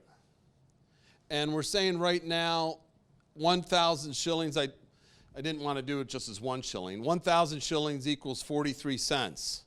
But let's say all of a sudden it goes down to 35 cents. Okay? So, okay, let's just say even if it's just 40 cents. We were at 6.7 after he reduced our increase in tolls. Let's see what happens. We were at, I think, 6.7 IRR. Woo! Just that alone halved our IRR. And all we did, we went down 3 cents. We went from 43 to 40 cents. Huge risk. Huge risk. Okay? So we got foreign exchange. We're missing some big risk. What are some of the other risks here that we need to somehow put in our model? How much did we say it was going to cost to build this? How much? 80 million US dollars. Okay? So if it's 80 million US dollars, by the way, I'm curious now to see how we're doing on our coverage ratios. This is our debt service coverage ratio. What was our required debt service coverage ratio for the loan? 1.4. Now we're down to 1. We're down to 1. We're technically in default to the loan because that was a requirement to maintain that coverage ratio. So there's a big risk out here. So we said it was $80 million to build this bridge. That was the estimated cost. What if the actual cost comes in even just 5% higher? Have you ever heard of cost overruns in construction projects? Happens all the time, right? So we go up here. Instead of 80 million, what if our project actually costs us 84 million? 84, 1, 2, 3, 1, 2, 3. There we go. And where's our IRR? By the way, if you remember, when we first started looking at this project, the IRR was 18.5%. We're now down to 2.4%. So let me stop at this point. This is kind of your analysis. I mean, it's still a positive IRR. If you were an investor, would you invest your money in this project? No, but why not? I want to show you something. Okay, so this right here, this line here is the net cash flow line. This 33.6 million, what number do you think that represents? It's a negative number. It's 33.6 million and it's in year 0. What do you think that represents, that number? Does that mean in year 0 the project lost 33.6 million, or does it mean something else? Think of it from this perspective, what the line says, net cash flows to equity. Equity's either coming in or going out. That's the investor's money. That's their equity. That's their cash that they're going to invest, in this case, because we increased the construction costs, they're going to invest $33.6 million. You told me you wouldn't make this investment, and you said because you didn't like the IRR. But I want to show you something. Okay, so we invest $33.6 million. In the first year, because we've also made our operating expenses go up and we had some other things happen, we lose about $37,000 in the first year. We lose that. But the next year, we actually make $36,000. This is after paying our operating expenses, after paying off our debt service. Then it goes all the way up to $108,000 the next year. Oops, wrong button, let's see. And it keeps on climbing. We're actually making, except for the very first year, right here, we make money year in, year out. Every year we have positive cash flow. So I want to ask you again, would you make this investment? You would. Okay, so we got a yes. She's pretty smart. I think I've seen her. Anybody else, would you make this investment? And you guys you've crushed this. You've put higher inflation in. In the back, you devalued the currency. Okay? We've made the construction costs higher. We've made the traffic lower. You said we're not going to get 5%. You cut our increase by 20%. And we've done all these bad things to it, yet after all that, after making it that bad, except for if we can get through this first year, we might have to go into our pocket a little bit. $37,000, if you think about it, what's that come to? That's $100 a day. If you can come up with $100 a day and get yourself through that first year, you're going to make money next year. You're going to make money. So, except for her, because she already said she'd make that investment, would you make this investment? Well, it's a 25-year agreement. So you want to see what it looks like? I mean, I've calculated it out for 25 years. Woo, look at this. In all the way out here, you're going to make, in year 20, this is year 24, the project's going to make $4 million.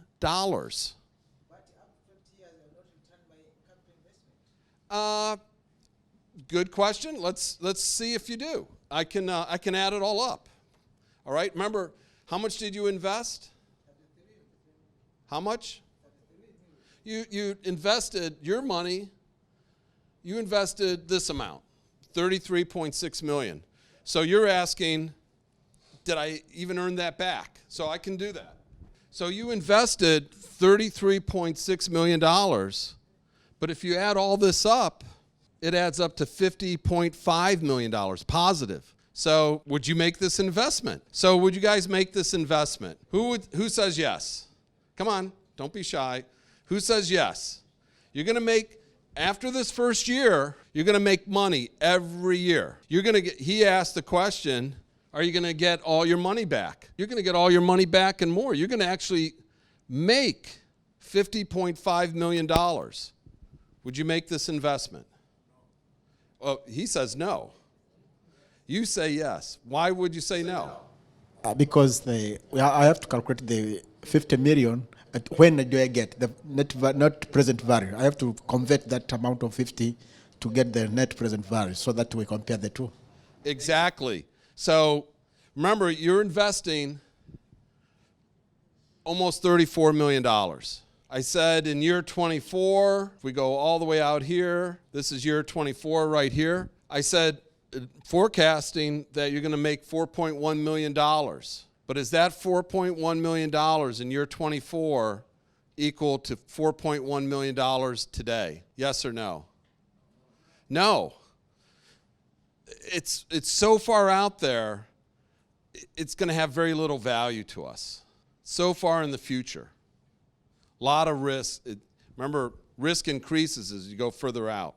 The other thing is, if you look at this, so he said, you know, what's the net present value of all this is not $50.5 million. It's actually negative $25 million. Why? We said our discount rate was going to be 17%. That's our required rate of return. What we're saying, if we're a company that's going to invest, and this is a big project, this is a bridge project. A lot of these companies are from other parts of the world. They build bridges all over the world. They build them in Africa, Asia, Latin America, all over. And so they're looking at investments, and they're making decisions. Because you're asking them to invest more than almost $34 million of their cash. They don't have, as big as these companies are, they don't have unlimited money. They have to make investment decisions. So when they do the numbers and they say, wow, this has a 2.4% internal rate of return, yet I can build a bridge in Ho Chi Minh City in Vietnam that's going to give me an 18% return. Well, I'm going to go build the bridge in Vietnam. Why? I'm not going to waste my time here. They could put their money in the bank in a savings account and make more money than taking on a savings account. Is a savings account risky? No. That's why savings accounts pay low rates of interest, because there's not a lot of risk with them. Is a bridge risky? Yes. So that's why they're saying, if I'm going to invest in a bridge, I need to get 17% return on my money. So they've got a choice to make. And they're saying, for this amount of money, I'm not taking on that risk. I'll put it in a savings account and make that. Why do I want to go through the headache of building a bridge? So we said we increased the construction costs. I want to make sure I cross some things out for that. So we addressed operations and maintenance being higher. Our design could influence our construction costs. There's our construction going up. If we had a force majeure event, which is a risk, well, what's that going to impact in our cash flow statement? I'll give you an example. So I'm not even going to say that we have a flood and it knocks the bridge down. Not going to be that catastrophic. But remember, to get to a bridge, you need to take a road. Let's say there's a mudslide and it closes down the road for 4 days, what happens in our cash flow statement? We're not going to get any revenue for those days. Boom. All of a sudden, we've lost 4 days of revenue. That's fairly significant. Right. And you could build that in. So that's kind of the way force majeure works. Change of law. I'll give you an example. So let's say in terms of, let's say we build the bridge, the private company builds the bridge according to all the government specifications, all the government safety standards. They do it properly, they do it absolutely the way they're supposed to do it. And now, 10 years in the future, new government's in, and the new government says the safety standards for bridges, all bridges built and operated by the government, public-private bridges, all the safety standards are going to be higher now. The bridges need to be strengthened. If you're going to strengthen a bridge, what does that do? That costs money to strengthen a bridge. So all of a sudden, that could in fact either your operating expenses go up, or you may have to make actually a new capital investment, CapEx, into the bridge. That's more money. What do you think that does to your IRR? Right? So we got all sorts of problems here. Political risk. What if they take over your bridge, the government, right? And you lose the bridge, you lose all the revenue. For the lenders, I'm not going to build it into the model. You can see where it's going. If they have bankruptcy, they're not going to get paid, their loan, their payments. We talked about if the output specs. Now, here's one that's going to be interesting.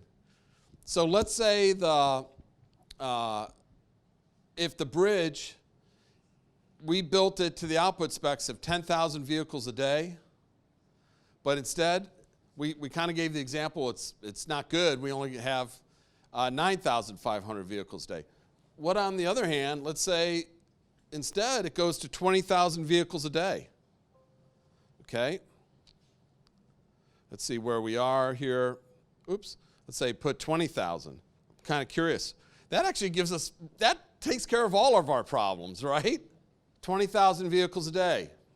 We call that sometimes happy misery. The happy part is, boy, everything's financially is going great. But you do have, what we haven't adjusted for is your operating costs will go up because the road surface will be used more often. You're going to have to fix it, repair it.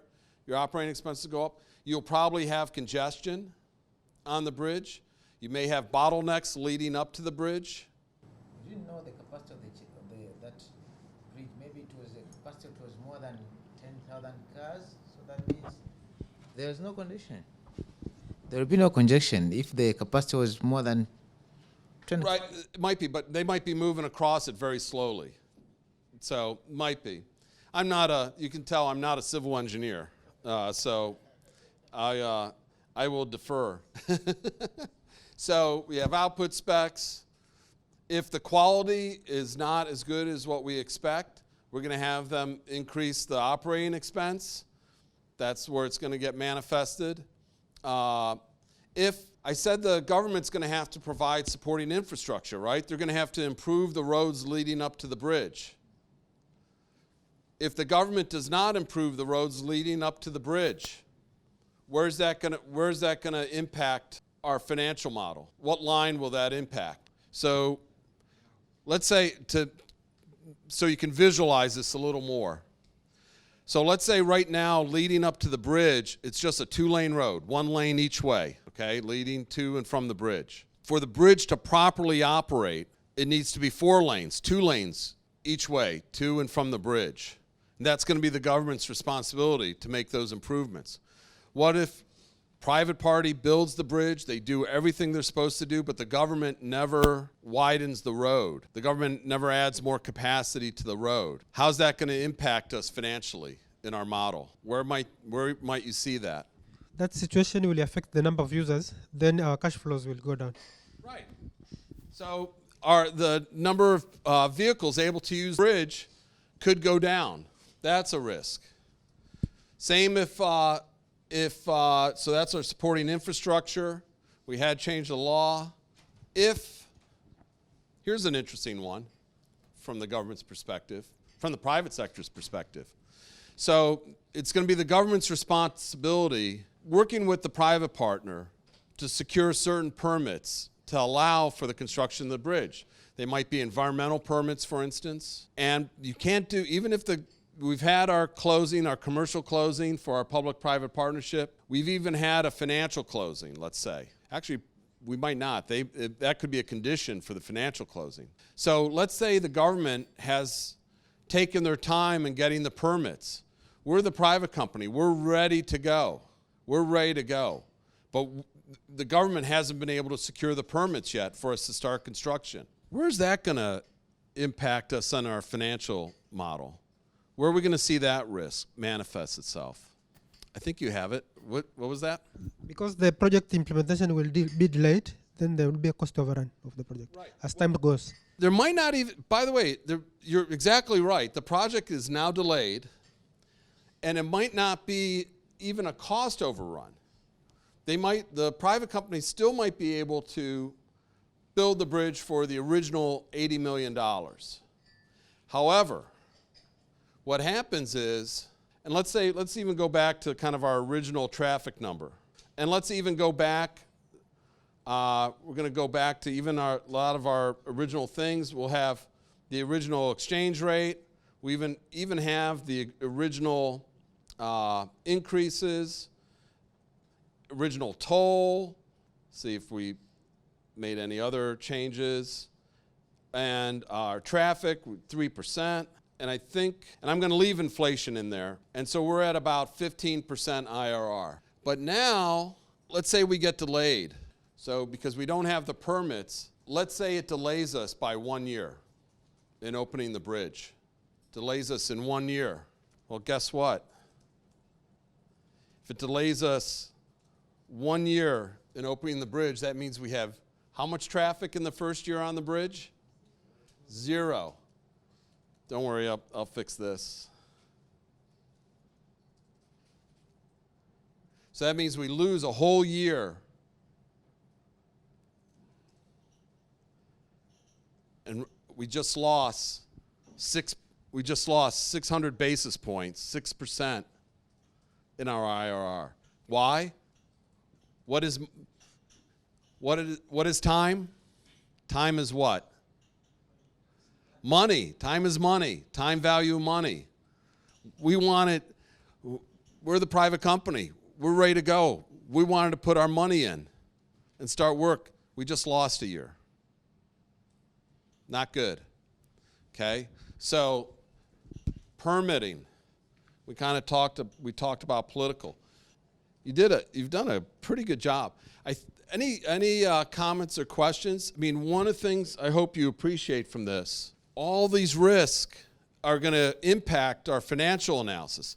It's also what's critical. You asked questions I hadn't even anticipated.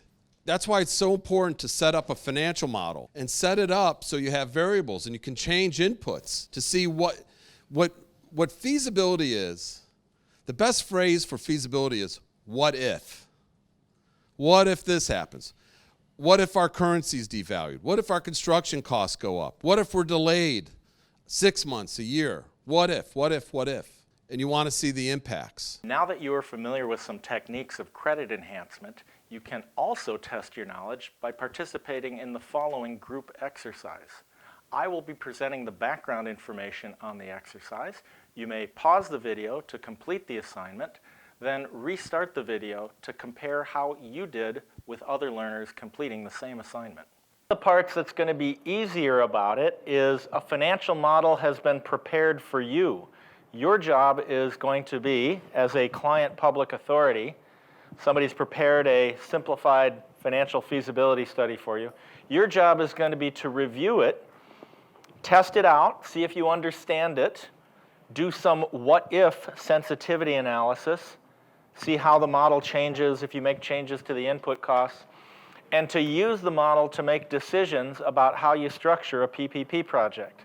So I hope this is going to be a realistic scenario that you'd find yourself in, where we're not asking you to design a model, but now that you know some of the basic functions, how to program them, that I want you to, when I say literally, take it for a test drive, right? I want you to not just look at it and say, what does it tell me, but I want you to change it, see how it works, open up the cells, see the formulas in them.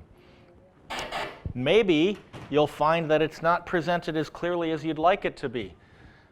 So I want you to be a demanding client. I want you to first say, is it clear for me to understand? This is a fault that I see in many models in real life. That when consultants present their work, oftentimes it's not that it's incorrect. They're not coming up with false or incorrect answers.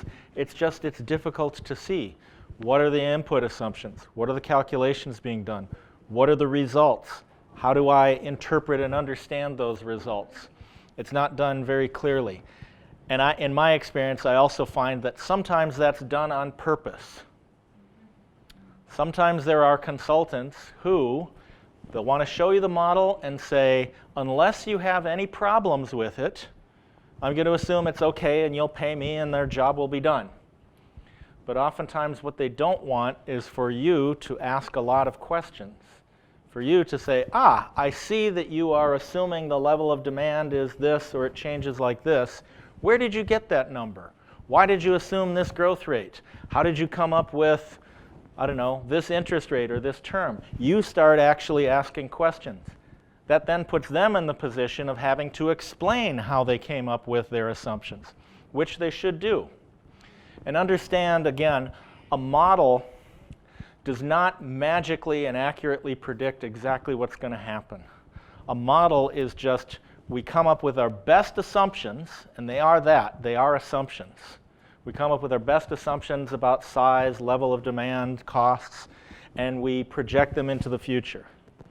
That's what it is. So we shouldn't necessarily expect that a model is going to magically or accurately predict something that is nearly impossible to predict in the future. So this is a scenario that you're going to be in. Before we do that, though, I want to give you a couple of case examples from this sector. It's a sector that's pretty easy to understand, which is vehicle inspections. I'll give you some examples of countries that have done this. We chose this as an example sector because I hope that you understand the technology, how it works. It's pretty easy. In almost all societies or all economies, every vehicle needs to be inspected at least once a year to see if it's safe and roadworthy. That's usually done, as well as if its emissions are within allowable standards.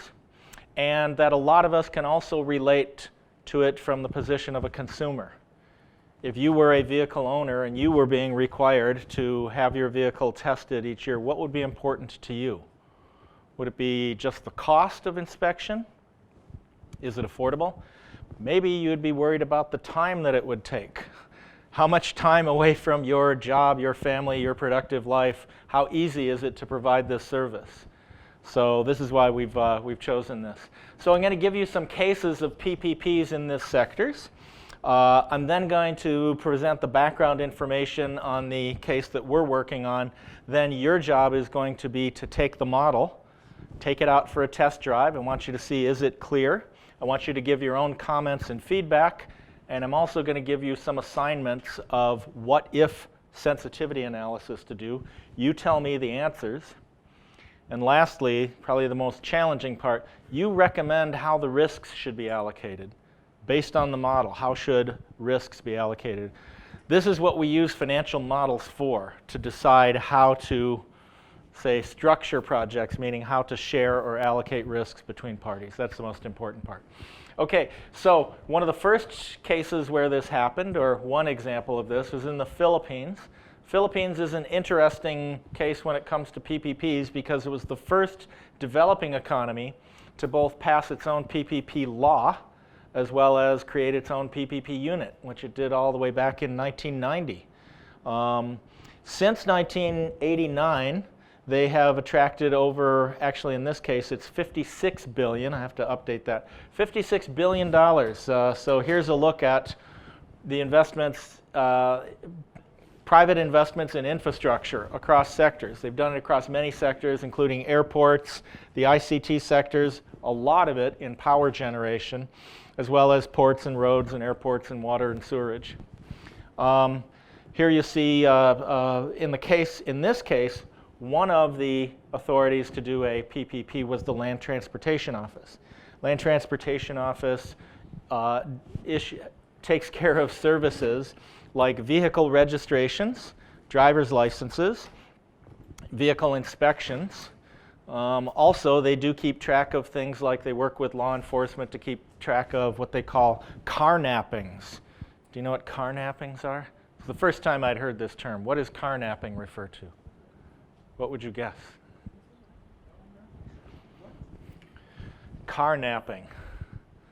Anybody want to guess? They work with law enforcement or the police to try to track down carnapped vehicles. Stolen vehicles, like instead of kidnapping of people, it's carnapping of cars. Okay.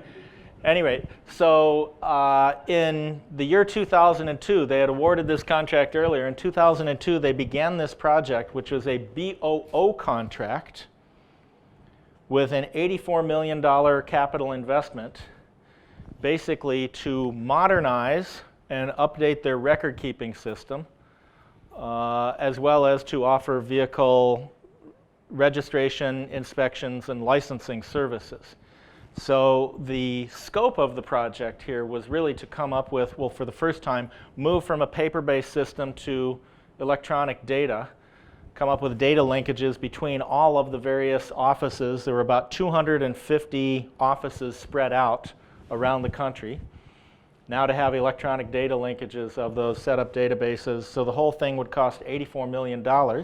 It's done as a BOO contract. What does BOO stand for? Build, own, operate. What does BOT stand for? Build, operate, transfer. So under a BOO, there's no T at the end of it, right? What happens in a case of a BOO contract? What happens to the residual assets under a BOO? Build, own, operate. The contract expires.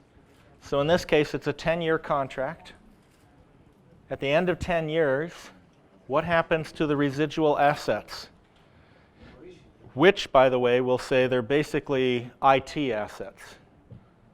So the assets would be hardware. I guess you might even say it's some of the software, the operating systems that they operate on. But what happens to those residual assets? Is there a transfer? There is no transfer. Should there be a transfer? Why not? Sure. This makes the contract much easier to write because it's basically saying you come up with essentially an IT system, we'll pay you for delivering the services, but do you really want to have a contract that says, say the laptops or any of the other hardware, we'll transfer those over to you, they will be 10 years old. Do you really want to inherit that? What is it time to do after 10 years? If you're the contracting authority, what do you do after 10 years? The data, by the way, is yours. The data is always public. After 10 years, what is it time to do? Sorry? Wind up the contract. Well, and after you wind up the contract, what comes next? A new project, right? With new technology, meeting higher standards, right? So this is why it's a BOO contract. So the winning consortium here was the project company was called Stratcom. They had some equipment suppliers from the United States and debt financing to the project by the IFC. So here's a look. You can see the PPP Center in the Philippines as well as the BOT law, which has been revised several times, but it was first passed back in 1990. Yeah, so here is, again, the Land Transportation Office and the services that they offer. Want to jump in at least on, if we have a microphone, on any of the other problems that they were facing. So again, with a lot of public data or records services, one of the things you see is these problems. how many of you have cars? Okay. So is it easy to go get a driver's license, or is it a long line? Is it the bureau where you get your license? It's not that easy. It's kind of a lengthy process. It kind of ruins your day, right? By the way, same in our country. Nope, we call it our Department of Motor Vehicles, the DMV.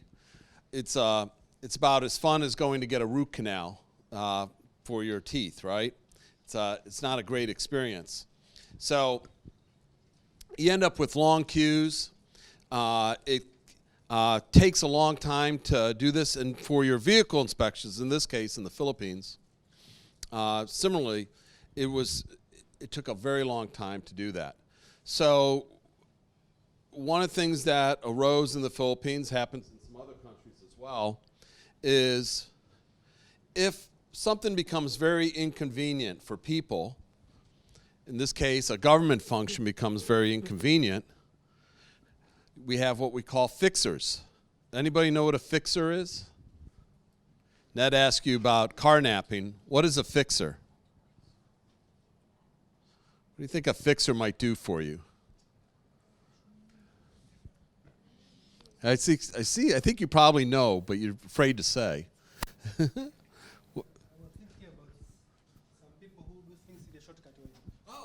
Because you have many people, long queues, then there are some people who are ready to work for you, to make a shortcut. And do they do that for free? No. I thought they might just do that to be helpful. No, they do that. It's almost as if you're paying another tax, right? Whether it's legal or illegal, it costs you money, and which shouldn't be. You should have an efficient government service to be able to renew your license, to renew your vehicle inspection, your registration. It should be very efficient. And so what this ends up, by the way, with these fixers, it costs you money, right? You want to get your car registration renewed. Costs you money. Well, why do you think the fixers sometimes can make things go faster? Are they just smart? Are they smarter than you? So why do you think they sometimes can make things go faster? They know how to. Sometimes we call it greasing the palms. They know how to. They know what motivates people to get things done faster. And sometimes it's money. It's shillings. Okay, so when you have, this is important.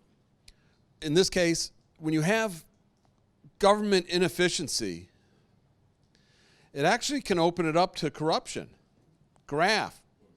People taking advantage of the system, taking advantage of the taxpayers who paid to have a system to operate correctly.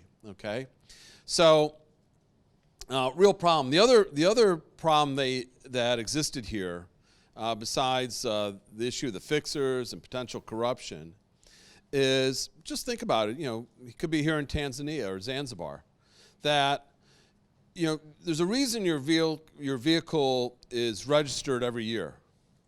One thing, it's important sometimes for the tax authorities. It's important for safety reasons to have your vehicle registered. It needs to be inspected to make sure it's safe for the other drivers on the road. The other issue is so the police, right? If there's outstanding violations on the car or the driver, they want to know all that. So it's not simply that you register, it goes to, let's call it the Department of Motor Vehicles, or in this case the land office. It doesn't just sit there. That information is necessary for other branches of the government, other units of the government to access. But if it's just going into a file drawer, in this case at the land office, it's useful to no one. Okay, so that was one of the challenges. All right, so really there were two main thrusts of the reform. One of them was, we got this where it's people are sitting around waiting, very unpleasant experience. Not enough of these offices, not enough modern convenient facilities. So in reforming this process, took up two challenges. One is to provide a better physical environment. And so they ended up, they opened up new offices, you know, functioning, modern, clean offices. But the other big challenge, and this is one of the main emphases here, is they needed a modern information technology system. Essentially, they needed a better computer system to make this all work. Am I missing anything, Ned? No, just one other thing is that when you have fixers that you can pay for a shortcut to cut in line, you can also get a fixer to give you a fake ID.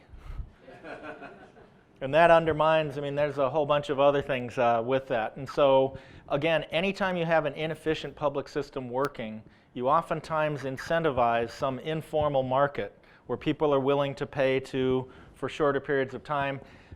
If you don't handle that transparently, it can undermine the system. The Philippines made a decision that they were going to utilize a public-private partnership to rectify this situation.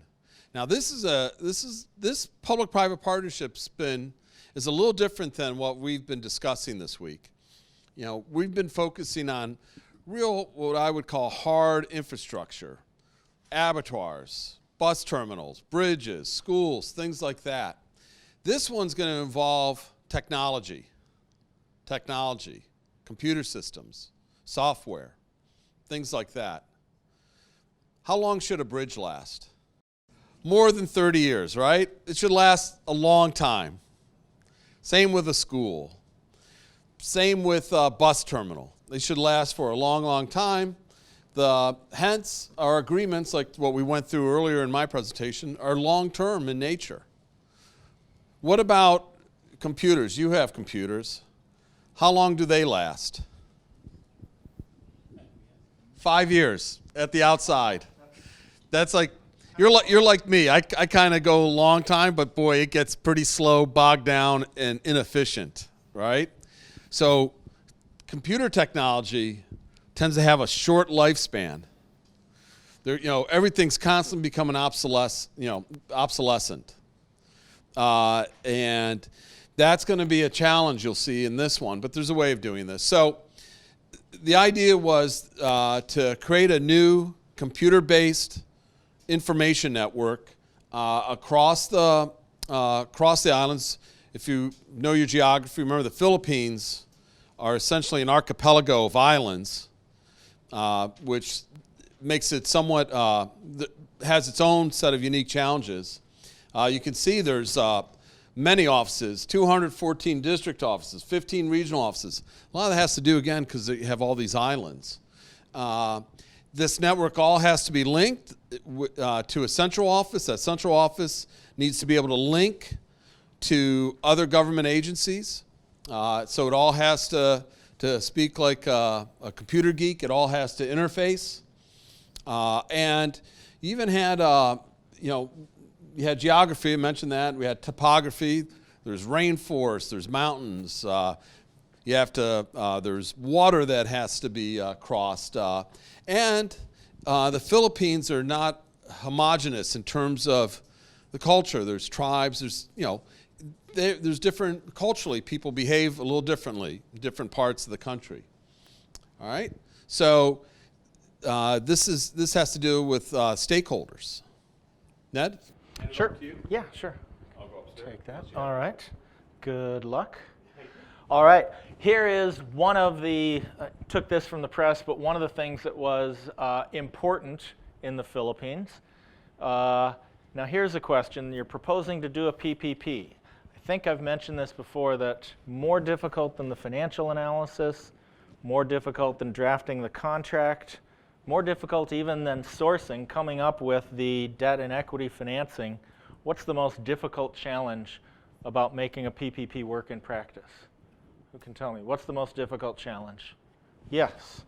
Dealing with the stakeholders. It's managing the stakeholders. Yeah, can you identify a stakeholder group who might not be in favor of this project? Might be happy if it didn't happen and the status quo continued? Who is one stakeholder group who's probably not in favor of this project? Who would be opposed to this PPP project, this IT solution going forward? We just talked about them. The fixers, yes. And so you've got to be, you have to come up with a plan of, with some stakeholders, you may say, well, they have legitimate problems or concerns. We're going to address those concerns in the project structure. There are some fixers, some stakeholders, excuse me, like the fixers, that the government basically said, no, you don't like it? Too bad. We're going forward with the project. In fact, we're going to come up with a project that is computerized so that no fixer can go in and tamper with the results. If you take your car in to get inspected, and there's a computerized, it's basically done by computer, the emissions, nobody can go in and tamper with the results and say, well, actually, if you pay me a little bit of money here, I can change your fail result to a pass. So this is one of the key things they had here. Let's see, just here is the model contract that was used for this, the BOO contract that dates back to the late 1990s. There's a lot more detail here about the exact terms and conditions in the contract. We can skip over those, but if you're interested in this case and you want to know an example of, well, what did the contract actually say about each of these issues, we've summarized it here. One of the things that PPPs do that governments don't do very well is whenever you get a private firm involved in delivering a service, they're very good at collecting revenue. If you've got a service like you need to renew your driver's license, or you need to pay parking tickets even, or pay your vehicle registration, private firms will make it that, hey, you could pay us in cash, you could write a check and mail it in if you want, you could show up in person, or you could pay by phone, you could pay online. There's a number of different ways. So one of the things that I see this happen in all PPPs, you take something that had been a public monopoly, where you basically had to go in and wait in line and pay in person, and here it is saying they opened up these kiosks in shopping centers and basically said, you can renew your driver's license here, you can pay us here, or you could pay by phone. Here is the person who got their driver's license renewed, the first person in the country to get her driver's license renewed using the new PPP system. Does anybody recognize who that is or want to guess who that is? Yes, it is the president, Gloria Arroyo, as president of the country. But this is one thing that anytime you take a public service that requires some collection of revenue, often governments will say, well, we'll only accept payment in this form. And usually it takes a lot of time. People pay with their time. It's not convenient. It's not done very well. Any system like this, private firms do very well at this, whether it's paying for parking or paying water or electricity bills or property taxes, any of it. One of the things that was important was the speed. They wanted to say, let's stop having people pay with their time. So basically they said, here are the basic services that they provide: vehicle registration, license renewal, and others. Here's what it was taking. Like to get a new driver's license, it had taken 6 months. The target under the contract, and these are output-based performance standards, so they're measured. The target is 5 days in that case. Or if you want to register your vehicle, instead of having to wait 4 to 8 hours, it should be done in 1 hour. But we do say that PPPs are performance-based, so it means that one of the things that the public partner, the public contracting authority, has to do is monitor that performance. And if you find that actually they're not meeting their targets, then a well-structured project or a well-structured contract should allow for deductions in payment. That if they don't perform according to the output standards, there should be deductions in payment. Okay, let's see, other main provisions here. Anyway, you'll see how the overall how it worked. An example of the contract. The total project cost, it was $84 million that was raised. You'll see that it was $40 million in debt, so $44 million in equity. You oftentimes see that in the IT sector, that there's not as much leverage as you see, say, in the transport or the energy sector. Let's see. Yeah. Okay, so you had told me that the most difficult challenge in managing PPPs is what? The stakeholders. Managing the stakeholders. So in the Philippines, you had one public body called the Land Transportation Office. They're the contracting authority. They prepared and implemented this PPP project. But oftentimes you have other stakeholders in the public sector who need to be involved, but oftentimes who will say, well, it's really not our deal. So in the public transport sector in the Philippines, there's one body called Land Transportation Office. There is another body called the Land Transportation and Franchising Regulatory Board, whose job was, like a transport regulator, they set the prices and the fares for buses and taxis and public transportation. The Land Transportation Office is saying, we're adopting a new system, we're going to improve revenue collection, but it's going to cost money. So part of what we're doing is we're going to raise the costs of getting your driver's license and your vehicle registration done. So we're going to raise those costs. You have another body who sets the prices for buses and taxis, essentially, who says, no, I'm not going to allow any bus or taxi owner to raise their fares to cover these additional costs that the government is requiring. So then if you're a bus or taxi owner, or what they call jeeps in the Philippines, that was their name for a bus instead of like a dala-dala, what do? You've got one body of government saying you're going to have to pay more. You have another body of government saying you cannot charge your customers anymore. So what do?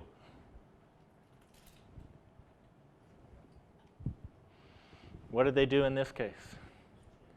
Go out on strike, yes. They were able to resolve this. This is again why you should foresee this before it happens, but you have a PPP center that's in the office of the in the finance minister's office or the office of the president, and this is why it takes high-level leadership to coordinate the public sector stakeholders. But one of the things that I oftentimes see is that if you have one contracting body or line ministry carrying out a PPP project, and they need the cooperation and input of other line ministries or contracting authorities, oftentimes the response is, that's not our project. We don't take orders from you. You go and do your own thing. Good luck. And that's why you need high-level leadership to say, no, if we're going to do this as a PPP project and it's going to be acceptable to lenders and investors, everybody's going to have to play by a common set of rules.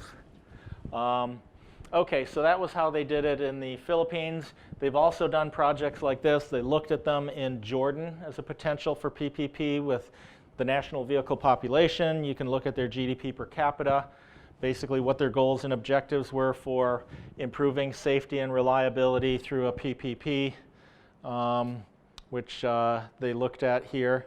Turkey, interesting thing about Turkey, they had set this system up already as a public service, and they were generating a lot of public revenue from it. But then they basically said, okay, we actually have a system of vehicle inspection stations collecting a lot of money each year. Is this the best use? Is this something that we have to do as a public sector? Or could we concession out this service to other private operators? Say you have to abide by the contract, but you may collect the revenue stream. And in this case, what they did is they actually put it out for auction. Who's ever going to pay the highest amount of money as a private operator for these concession rights? And you'll see that they raised over $600 million in this case. Money that they then were able to say, you know, you'll see governments doing this a number of times of saying, sectors like it might be energy or telecommunications or others, these aren't, the public sector doesn't have to provide these services. Let's monetize this and let's invest this money now in healthcare or education or other sectors. Okay, and they've also even looked at this in Uganda as a candidate. Okay, so here is the case we're dealing with. About to start the exercise. We're dealing with the hypothetical developing economy of Ruritania. And you may assume that Ruritania bears many similarities to any other developing economy that you may be familiar with. GDP per capita of $1,000 per person per year, so low income. Total population in the country, 30 million. The government has basically set up a municipal PPP unit. Its job is to help local governments identify and implement PPP projects. The largest city in the country is called Podunk, Ruritania. The city of Podunk has a population of 5 million people. It is assumed, and note this is in red and underline and in italics, it is assumed that the vehicle population in Podunk is 230,000 cars. But that's not a fully confirmed number. That's sort of a rough estimate. It has not been accurately monitored and measured. It is believed that there have been increases in levels of smog and carbon monoxide, nitrous oxide as well. And that in response to this, the national government of Ruritania passed a National Clean Air Act. And the Clean Air Act requires two things. It says that all cities, like Podunk, are required by law to monitor and measure their air quality and report on it. When it reaches dangerous levels, you have to report to citizens on air quality. You're required to do that. The second thing that you must do is you must inspect all vehicles registered in your area to make sure that they are within acceptable limits for emissions, smog, carbon monoxide, and nitrous oxide. Second thing is that there is a high frequency of traffic fatalities in Podunk. In fact, fatal accidents occur twice as frequently in Podunk as they do in other cities with similar vehicle populations and income levels. To address this, the city has said, well, let's implement a process of annual inspection, licensing and inspections of vehicles for safety and for emissions. But we ourselves don't have the funds to construct this and operate it, and we think it might be a good candidate for PPP. So, a pre-feasibility study has been done. And the pre-feasibility study, like I said, it's largely a desk study. We didn't actually go out and verify the registered number of vehicles or other things. What we basically said is a pre-feasibility study, what would be required to address this problem? Well, it basically says, okay, we would probably need to construct a 25-lane inspection facility that would have the capacity to inspect 250,000 vehicles per year. The way these vehicle inspection stations are done is there's basically a number of lanes where cars pull up, they wait in line, they pull up to the inspection site, they get inspected. Their capacity is determined by the number of lanes of the facility. So you'd start with 25 lanes. That would probably have the capacity to inspect 250,000 vehicles a year. And that when the vehicle population grows, and it's assumed that it would grow at 2% a year, you have the capacity to expand an additional 10 lanes, so for a total of 35 lanes. How much would it cost to do this? Well, again, this is just a pre-feasibility study. So it says roughly we estimate $10 million to construct the first 25 lanes, and then in the future when we add 10 additional lanes, that would be a cost of $5 million, total of $15 million investment. It could probably be financed as a PPP with a combination of debt and equity. So we'll just assume leverage of about 70% debt, 30% equity. The average inspection time, we assume about 15 minutes per car. So that means each lane could inspect 4 cars per hour.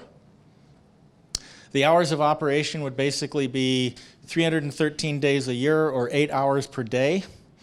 That would be 6 days a week. Total cost for inspection, if we are assuming that it would be each car owner that pays their own inspection fee, meaning a concession, that then it would cost $13 per car for phase 1. And then when phase 2 occurs, $19 per car. This would be a 20-year concession period The city provides the land. All residual assets are transferred back to the city at the end of the concession. Okay, let me ask you a question here. Does it make sense to you that the tariff would go up from phase 1 to phase 2? Does that make sense? Yeah, because we have seen that there is addition of capital cost from 10 to 15 in phase 2. Maybe that can be a reason. Okay. Yes. Yes. So one of the things that we see happens here is that when phase 1 is kicked in, our developer has to pay the loan on phase 1. When phase 2 kicks in, you've got an additional loan, you've got an additional $5 million of investment that you've got to start recovering the costs of. So one of the factors that goes into it is this. But here again, you want to use the financial model when you see it to say, is this actually true? Or what if I wanted to say, no, I want to look at a structure where there's tariffs that are the same for all 20 years. No changes there. Or maybe part of the reason for that increase is due to inflation. If so, what inflation rate have we assumed? So there's a companion financial model to this, which I will show you here because I'm going to ask you to go through and do some sensitivity analysis. But some of the questions that you're going to want to do in sensitivity analysis are things like, what if the number of cars being inspected, which we just assumed, we were told it was a number of 230,000, what if the actual number is 10% less? Now here's a question. Do you think we can rely on this figure of 230,000 cars? Is it an important number? Yeah. It's important, but you cannot rely on itself. We have to think others. Okay, so we should make sure before we go out and maybe do a full feasibility study or go to tender, let's verify what that is. The question, is it an important number for this project? Sure. The vehicle population, the level of demand we have to serve determines how big of a facility we build. That determines all of our costs. If we get that number wrong, or if we find out that it's less, these are examples of risk. Other sensitivity analysis will check out what if the inflation rate rises, let's say from the current level of 7% to 12%. What if the actual interest rates change? Number of things here. So your assignment, we'll come back to this here. I want to walk you through the financial model, but your assignment is going to be number 1, review the financial model, and I want your comments and feedback on its design, the clarity and ease of use and understanding. Does it make sense to you? Is it easy for you to see how it's put together and to use the model? If a full or more detailed feasibility study were conducted, what would you want it, what changes would you request, or what assumptions would you really want it to verify, not just make guesses about? What are the most important risks facing each stakeholder group? And number 3, propose how the risks should be allocated. Okay, here is the financial model, and I want to give you a diagram of how it is designed here. Basically, with almost all financial models, there is something here. This is input number 1 here, a worksheet, which we're going to call the dashboard. And to go back to our automobile analogy here, when you're driving a car, we said here everybody knows how to drive. When you're driving a car, if you want to go faster, what do you do? You want to go faster, what do you do? Do you open up the bonnet and then you go and you adjust the carburetor so that there's more petrol going into the... Is that how you make the car go faster? No, that's a good way to sort of mess up the engine. Okay, you press on the accelerator. Similarly with financial models, a well-designed financial model should have what you call a dashboard, so that you go to one place and you see all of the input changes. You can turn the wheel one way or another, right or left. You can step on the accelerator, you can step on the brake, but you have everything that you need there. You'll see the results. You'll see your speedometer. You could see if you had navigation, you could see by compass which way you're going, but everything is there. Similarly, with a well-designed financial model, you could call it the dashboard, but it's a way of saying that all the inputs and all the results are in one place that should be easy to see. So that's what the worksheet number 1 is. The rest of that, this is the rest of the car, if you will. So this is the, don't know if you want to call it the frame, the engine, the brake systems, others here. The second worksheet here is our demand. This basically is asking the question, what is the level, the vehicle population, and how is it projected to grow over 20 years? Because part of that determines, well, when do we have to have the phase 2 expansion so that we're actually we're providing enough capacity to meet that demand. The level of demand then determines, worksheet number 3, how big of a facility do we need to build? If the population is 230,000 cars, as we say, then how big of a facility do we need to build, and how much will it cost to design and construct and equip that facility? Once we have the capital investment cost, then we go to the financing question. Well, where are we going to get the money to pay for this? How much debt? How much equity? What's the term on the debt and the interest rate? As well as the gearing ratio, how much debt and equity. Here, number 5, we have our friend here, the profit and loss statement. So we're starting out with the income analysis. Start out with the revenues. We'll pay the O&M costs and interest costs, depreciation. We end up with net income. Then we have its companion here, the cash flow statement. Just looking at the waterfall of cash flow. And then the results, which show up here actually on the dashboard, are number 1, what's the IRR for investors, including the modified IRR. Number 2, what is the minimum debt service coverage ratio for lenders? And number 3, as a variable, what are the cost recovering tariffs for vehicle owners? So that's the way it is set up. Here is a look at the dashboard, if you can see it. I've got it on 2 pages here. Trying to use color coding so that you can see if it's in yellow, you are allowed to change it.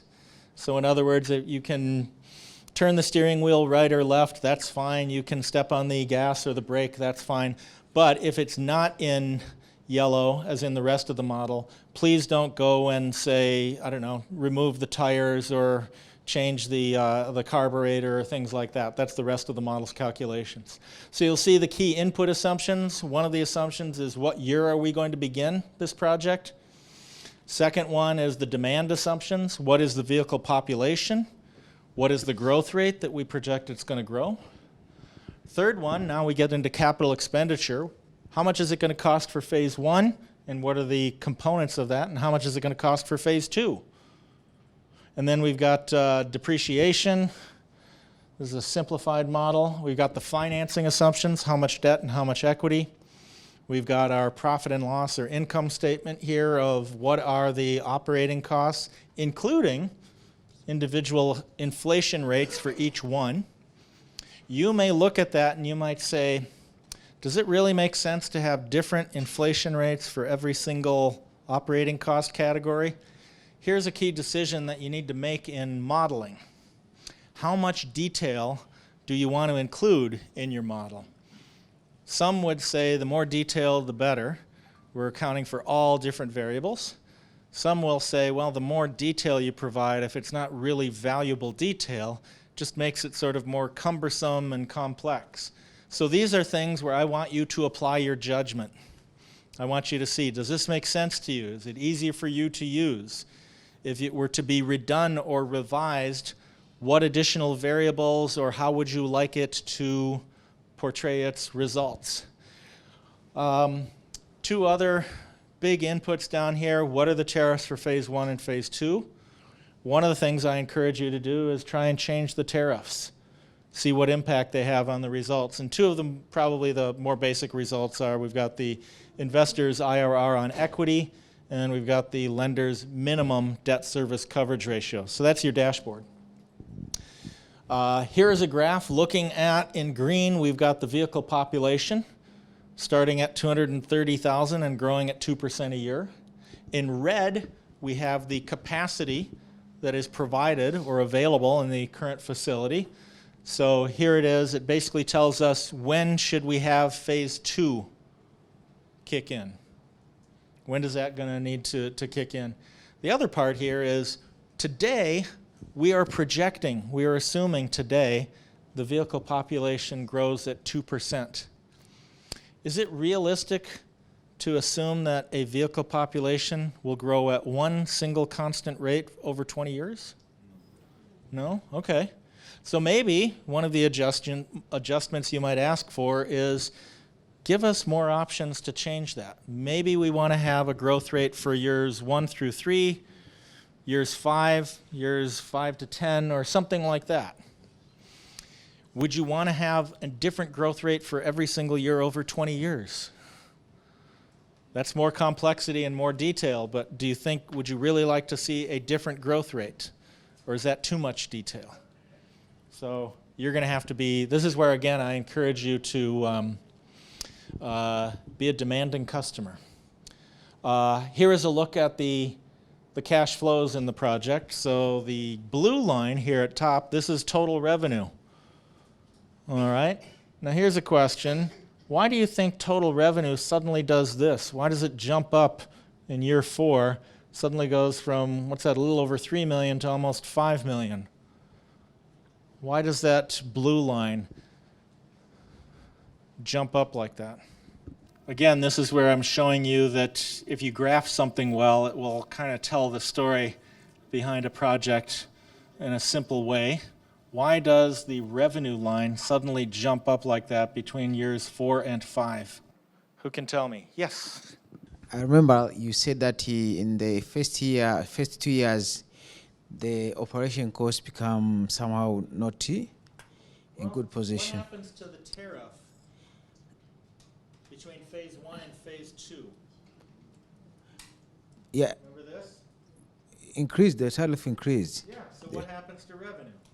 Will increase also. Sure, so that's why we see it jumping up like that. We also see, for example, in green, I believe, yes, green here, here's the debt service line.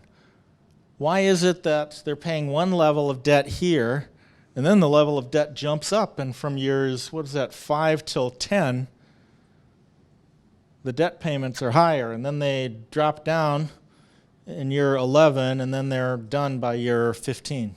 Why does it have that shape? I thought we'd learned that when you take out a loan, you have levelized payments. Why do we have payments at one level, then they go up, then they go down? Why is that happening? Okay, so we said that phase 2, the expansion into phase 2, happens in year 4, right? That's when phase 2 occurs. So here, this is the loan for phase 1. They're paying off one loan here. Then in year 5, they're starting to pay off 2 loans, right? So here is where the debt service requirements are the highest. By year 10, they've paid off phase 1. By year 15, they've paid off phase 2. For the rest of the term of the project, they're not paying off any debt. So their net cash flow is going to go up. Okay, here's a look at the net cash flows in the project. So the investor, we see that they've got, this is their initial investment, their initial equity investment. They get positive cash flows for the first couple of years, then it goes negative. Why? Why does the investor's net cash flow go negative in year 5? Additional investment. Yes, they've got to put in additional equity for phase 2, so that's more money going out. They also have positive cash flow from phase 1. The net effect of that is a slight negative cash flow here. You'll also see that why is it that net cash flow suddenly jumps up from year 10 to 11? What?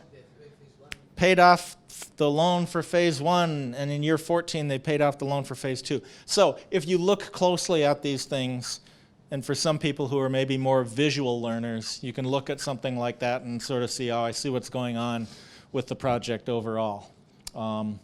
Okay.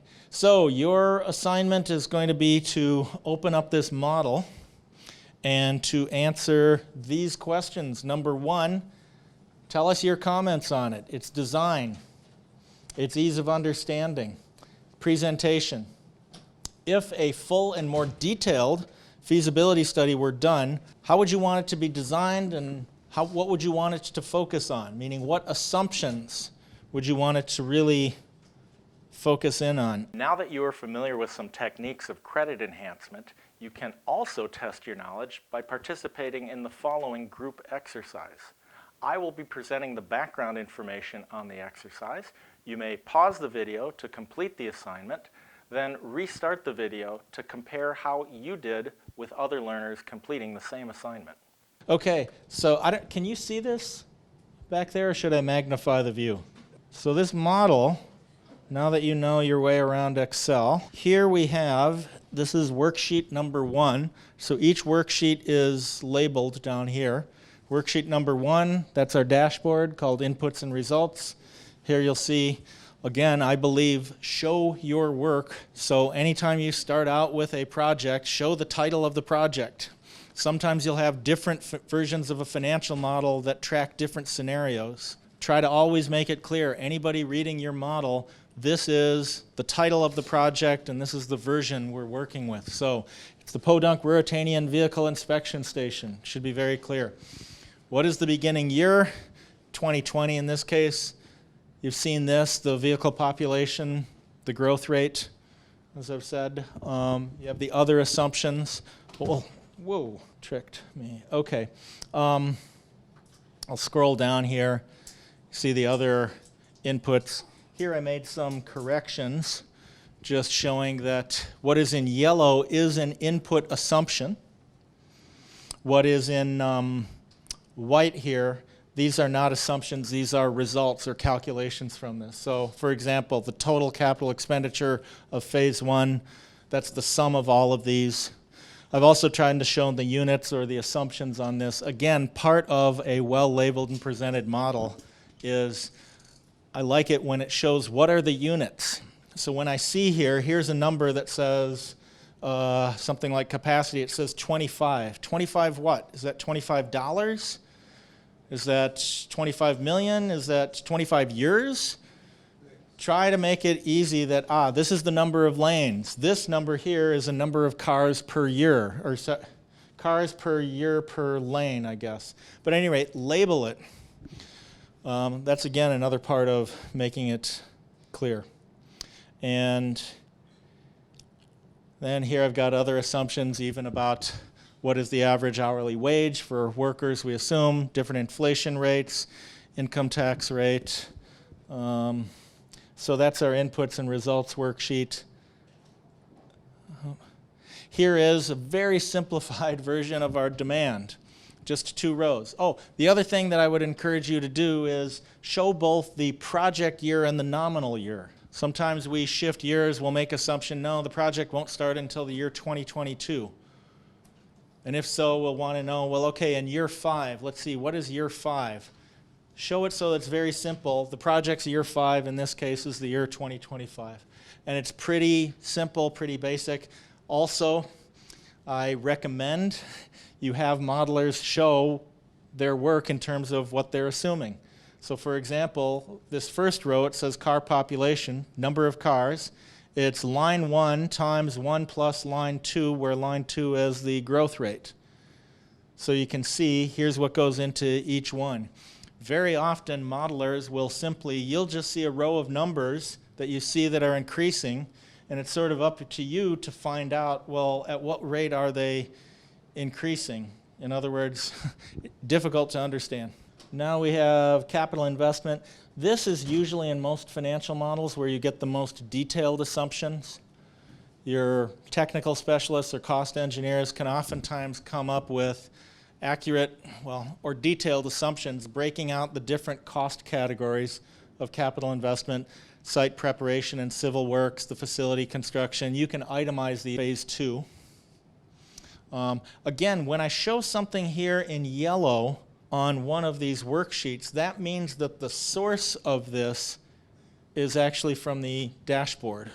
So for example, if I click on this, the facility construction, $6 million, when you look up here at the source of this, you'll see that it actually comes from the inputs and results page. So when you make changes to your model, make your changes only to the dashboard. If I wanted to say, well, what happens if I got an updated number from my cost consultant and he said it's not 6 million, it's only 5 million. Where should I make that change? Should I make it here on the capital investment worksheet?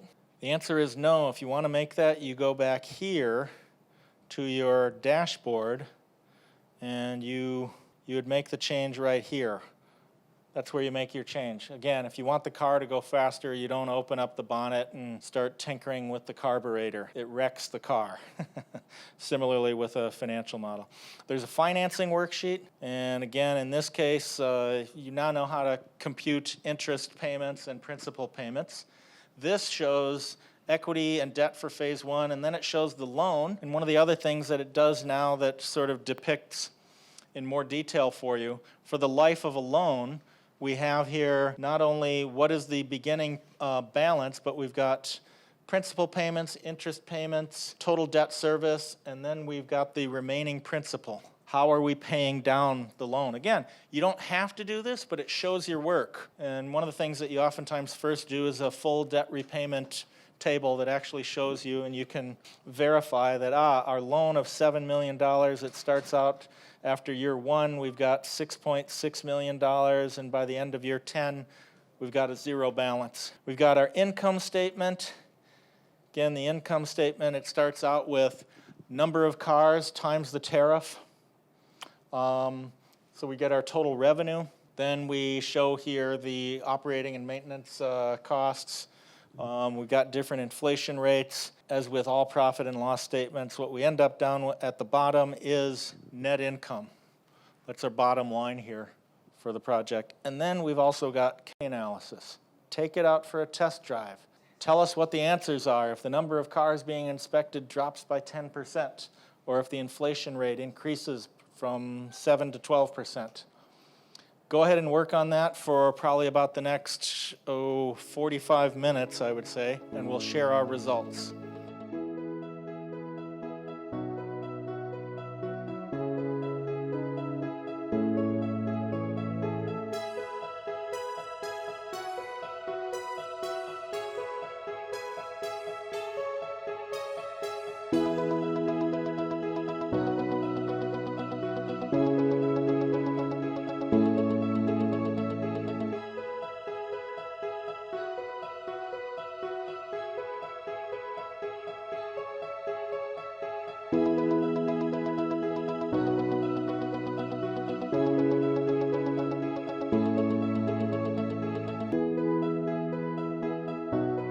You were given the background information on this project. You're being put in the role as the public sector client and decision maker. And the first thing that I wanted you to do was basically say, okay, what do you think of the model? Is it easy for you to understand? Is it laid out clearly? Or is it difficult to understand? It's very important that when anybody does this work for you, that you understand what is being done, what the assumptions are, and how to use it. Would any group want to share their response to this first question of how easy did you find it? Any groups want to share their assessment of this?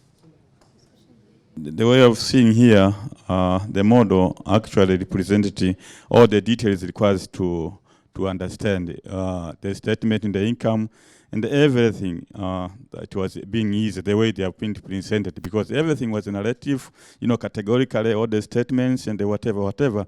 So even if you are ignorant of this thing, you cannot just learn it and and you can again assess. As you have just taken the training of this financial analysis, we can analyze easily because the way they put it out, it is not hidden. Okay. To me, I see it like that. Did you have any suggestions? Now that you've looked at it, you've worked at it, are there any suggestions about how to make it clearer? For example, if this was somebody's first draft, they're sharing a first draft with you, what are your comments so that when they come up with the final version, it presents the information or it's easy to understand the way you need it? Any groups have any comments? Yeah. Good. For example, the issue of in the case of the interest rate, you said that you change the interest rate in the. Yes, you change the interest rate in the input. After changing the inputs, when we went in the finance part, we didn't see that it reflect it change. Okay. Could be. Can you go in the input? So financing part here, so. Yes. All right. That one doesn't change. If you change the input part, All the right, finance part doesn't change. I'm seeing here it comes from D35 on the inputs and results. Now this is also why it is important that when there are instructions to say if you're going to use the model, please only make your changes to the inputs page. Can So you change here, that? Yes, change that one. to 12? 15. 15. Yes. All right, let's see. Go in finance. Yeah. Yes. Come on. Okay, I'm showing that as 15. But this is why, here's one of the things that can happen. Here's one of the things. You can decide, okay, I'll make a change to the model. I'll go to the financing worksheet, and right there where it says, it had said 13%, I'm going to just type in 15%, right? Now, I'll go back to my inputs and results page. This, when I make that, what was it, 13? Yeah, 13%. When I make that 13%, and I go to my financing page, it has not changed. You see? That's sort of the equivalent of, it's still at 15%. That's the equivalent of if instead of stopping your car by stepping on the brakes, you decide that you're going to change the brake fluid pressure. Your brakes aren't going to work the way they're supposed to. So that's why we say just make your changes on the dashboard. All right, let's go to the more detailed questions. The first one was, we use a model to, as John said, to answer the key question, what if? What if the number of cars isn't actually 230,000 a year? What if it's 10% less? Which group wants to tell us what was their result when they did that? When the number jump, that the RR change, it drop to about half of it, say 13.2. Also, the debt service also drop from 1.5 to 1.23. Okay. Would that be acceptable to lenders, do you think? No, it is not All right. acceptable. So what does this mean about, we'll call it market and demand risk or traffic risk if you want. Is this a significant risk facing this project? Yeah. All right. Here's a question. Do you think an error of plus or minus 10% on your revenue, is that a big change in revenue? In most cases, for most businesses, is a change of 10% a really big change? Does it have a big impact, do you think, on the results? All right.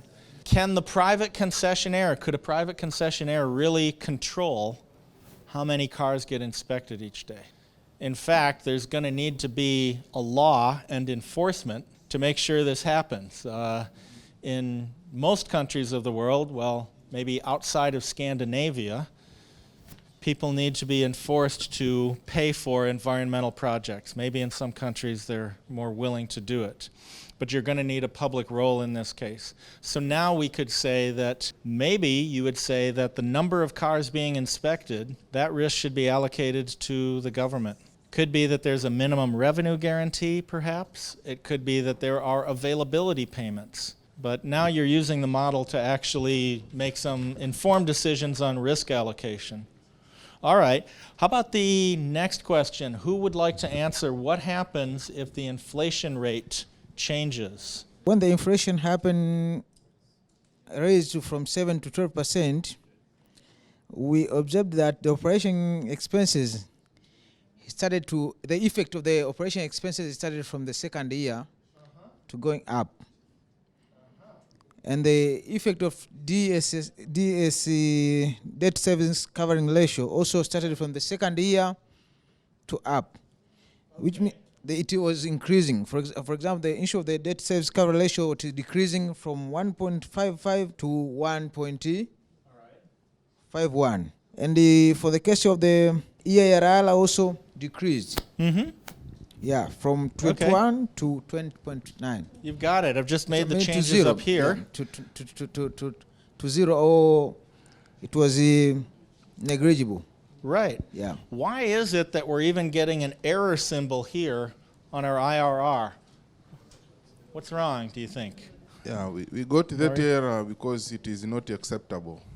Because? Project, yeah, it's not acceptable and abnormal. Yeah. Okay, all right. Does this shed some light? This is the investor's net cash flows. Does this shed light on it? See what's happening here? Inflation, in the short term, inflation doesn't impact us that much. In the long term, if we leave all of our tariffs the same, but we let our operating costs continue over 20 years to inflate at 20% or 12%, we see that the initial cash flows are pretty similar. Over the long run, and this, they should be red, but it represents losses. You see that, okay, so what does this mean about inflation risk? How is the risk of inflation usually dealt with most services and most firms? Who pays for the cost of inflation? Is it the investor? Is it the government? Actually, it's really the end users. Yes, it's passed on to the end users. There's some cases where government may say, well, we'll only allow price increases every couple of months, but in the long run, it gets passed on to the end user. So usually you will see in PPP projects formulas that will say that the tariff will adjust according to the price of inflation, maybe minus an X factor, or a portion of the operating cost will go. But there's a pass-through formula, that it's not something that the private concessionaire can control. Okay, all right. So what I wanted to show you, at least in this model here, is number one, when somebody prepares a model for you and you're a decision maker, I want you to be comfortable using that model. And one of the things I saw is some people struggled for a bit, and some people were like, well, am I allowed to make a change to this cell? And I'm saying, yes, this is a car. It's designed for you. Here's the keys. Test it out. See how it feels. Does it make sense to you? Make changes to the inputs. See if you get the expected changes to the outputs. Maybe you'll spot errors or problems in it. But it's very important that you, instead of thinking that, well, this is a static depiction of a project that I really shouldn't change or touch, it's not that way. It is meant for you to make decisions, test it out on a project. So be comfortable. This is partly why we go through teaching you how to do formulas, IRRs, NPVs, etc. I want you to be comfortable opening up cells, seeing the formulas, making changes to the inputs. Maybe you get an unexpected result, and it's important that you understand why. So that is the first thing. Second thing is, as part of that, make sure and require that any consultants doing this for you, they present their work very clearly. One of the things that you can probably also see is that you can hide a lot of inputs in the formulas. You don't necessarily show, I'm taking A plus B minus C, and here's how I get D. Instead, you just bury it all in a formula and you say, here's the answer. Try and make sure that your consultants and advisors show their work. Make it clear. Some of them may resist and say, oh, that takes too much work, it's too much space, it's cumbersome. And you say, yes, and it's very important that I understand it, so please follow our standards on presentation here. And then thirdly here, we use models to make informed decisions about projects. So things like if we think that market and demand or traffic risk is a significant risk, now we might even be able to set a minimum revenue level, or say that we think that it's important that the private concessionaire have revenue equal to, I don't know, 220,000 cars. That's what you need to cover your costs and stay in business. So we'll set a floor, revenue floor of 220,000 cars. If it's above that, Any adjustments above that, that's the concessionaire's risk. If it's below that, the city will pay. It's the city's job to actually enforce it, right? To actually make sure that there's penalties and enforcement to get your vehicles inspected. We're going to return to this case tomorrow. Tomorrow you're going to be 1 year in the future, and your job is going to be, based on this feasibility study, a tender has been prepared and released. Bids have been submitted, and your job is going to be to make an award decision based on the risk allocation structure that you've recommended here. So that's going to be 1 year in the future tomorrow. Now that you're familiar with some examples of credit enhancement techniques, as well as an exercise on how to apply them, you can test your knowledge in this module by taking the following short quiz. Please answer each question either true or false.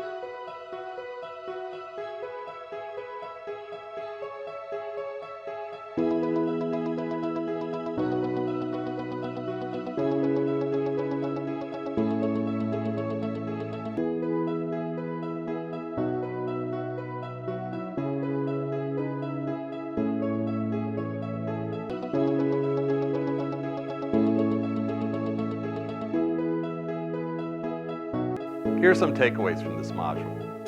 We learned that while a public-private partnership project may initially look good on paper, we still need to account for project risk. We do that by adjusting the base financial model for what could go wrong. In other words, risk. I would like to provide you with a couple of takeaway points from this module on credit enhancements. First, a lot of infrastructure projects have high economic rates of return, but lower financial rates of return. And for this, it means that we're going to have to enhance their creditworthiness or their financial feasibility in order to be viable as a PPP project. Secondly, the act of applying credit enhancement techniques involves moving risks around in a project. Requires asking one party to contribute more to a project so that other parties will find the project acceptable. This allocation of risks between parties requires high-level leadership from the public sector. And then third, credit enhancement techniques usually have to be applied in combination. There's usually never one single credit enhancement techniques that solves all the problems in a project. Rather, they have to be applied in combination. I would like to thank you for joining us for this module on PPP credit enhancement techniques. We hope that you will join us for the following module, the fourth module, on how to make PPP projects financially viable. Thank you very much for joining us.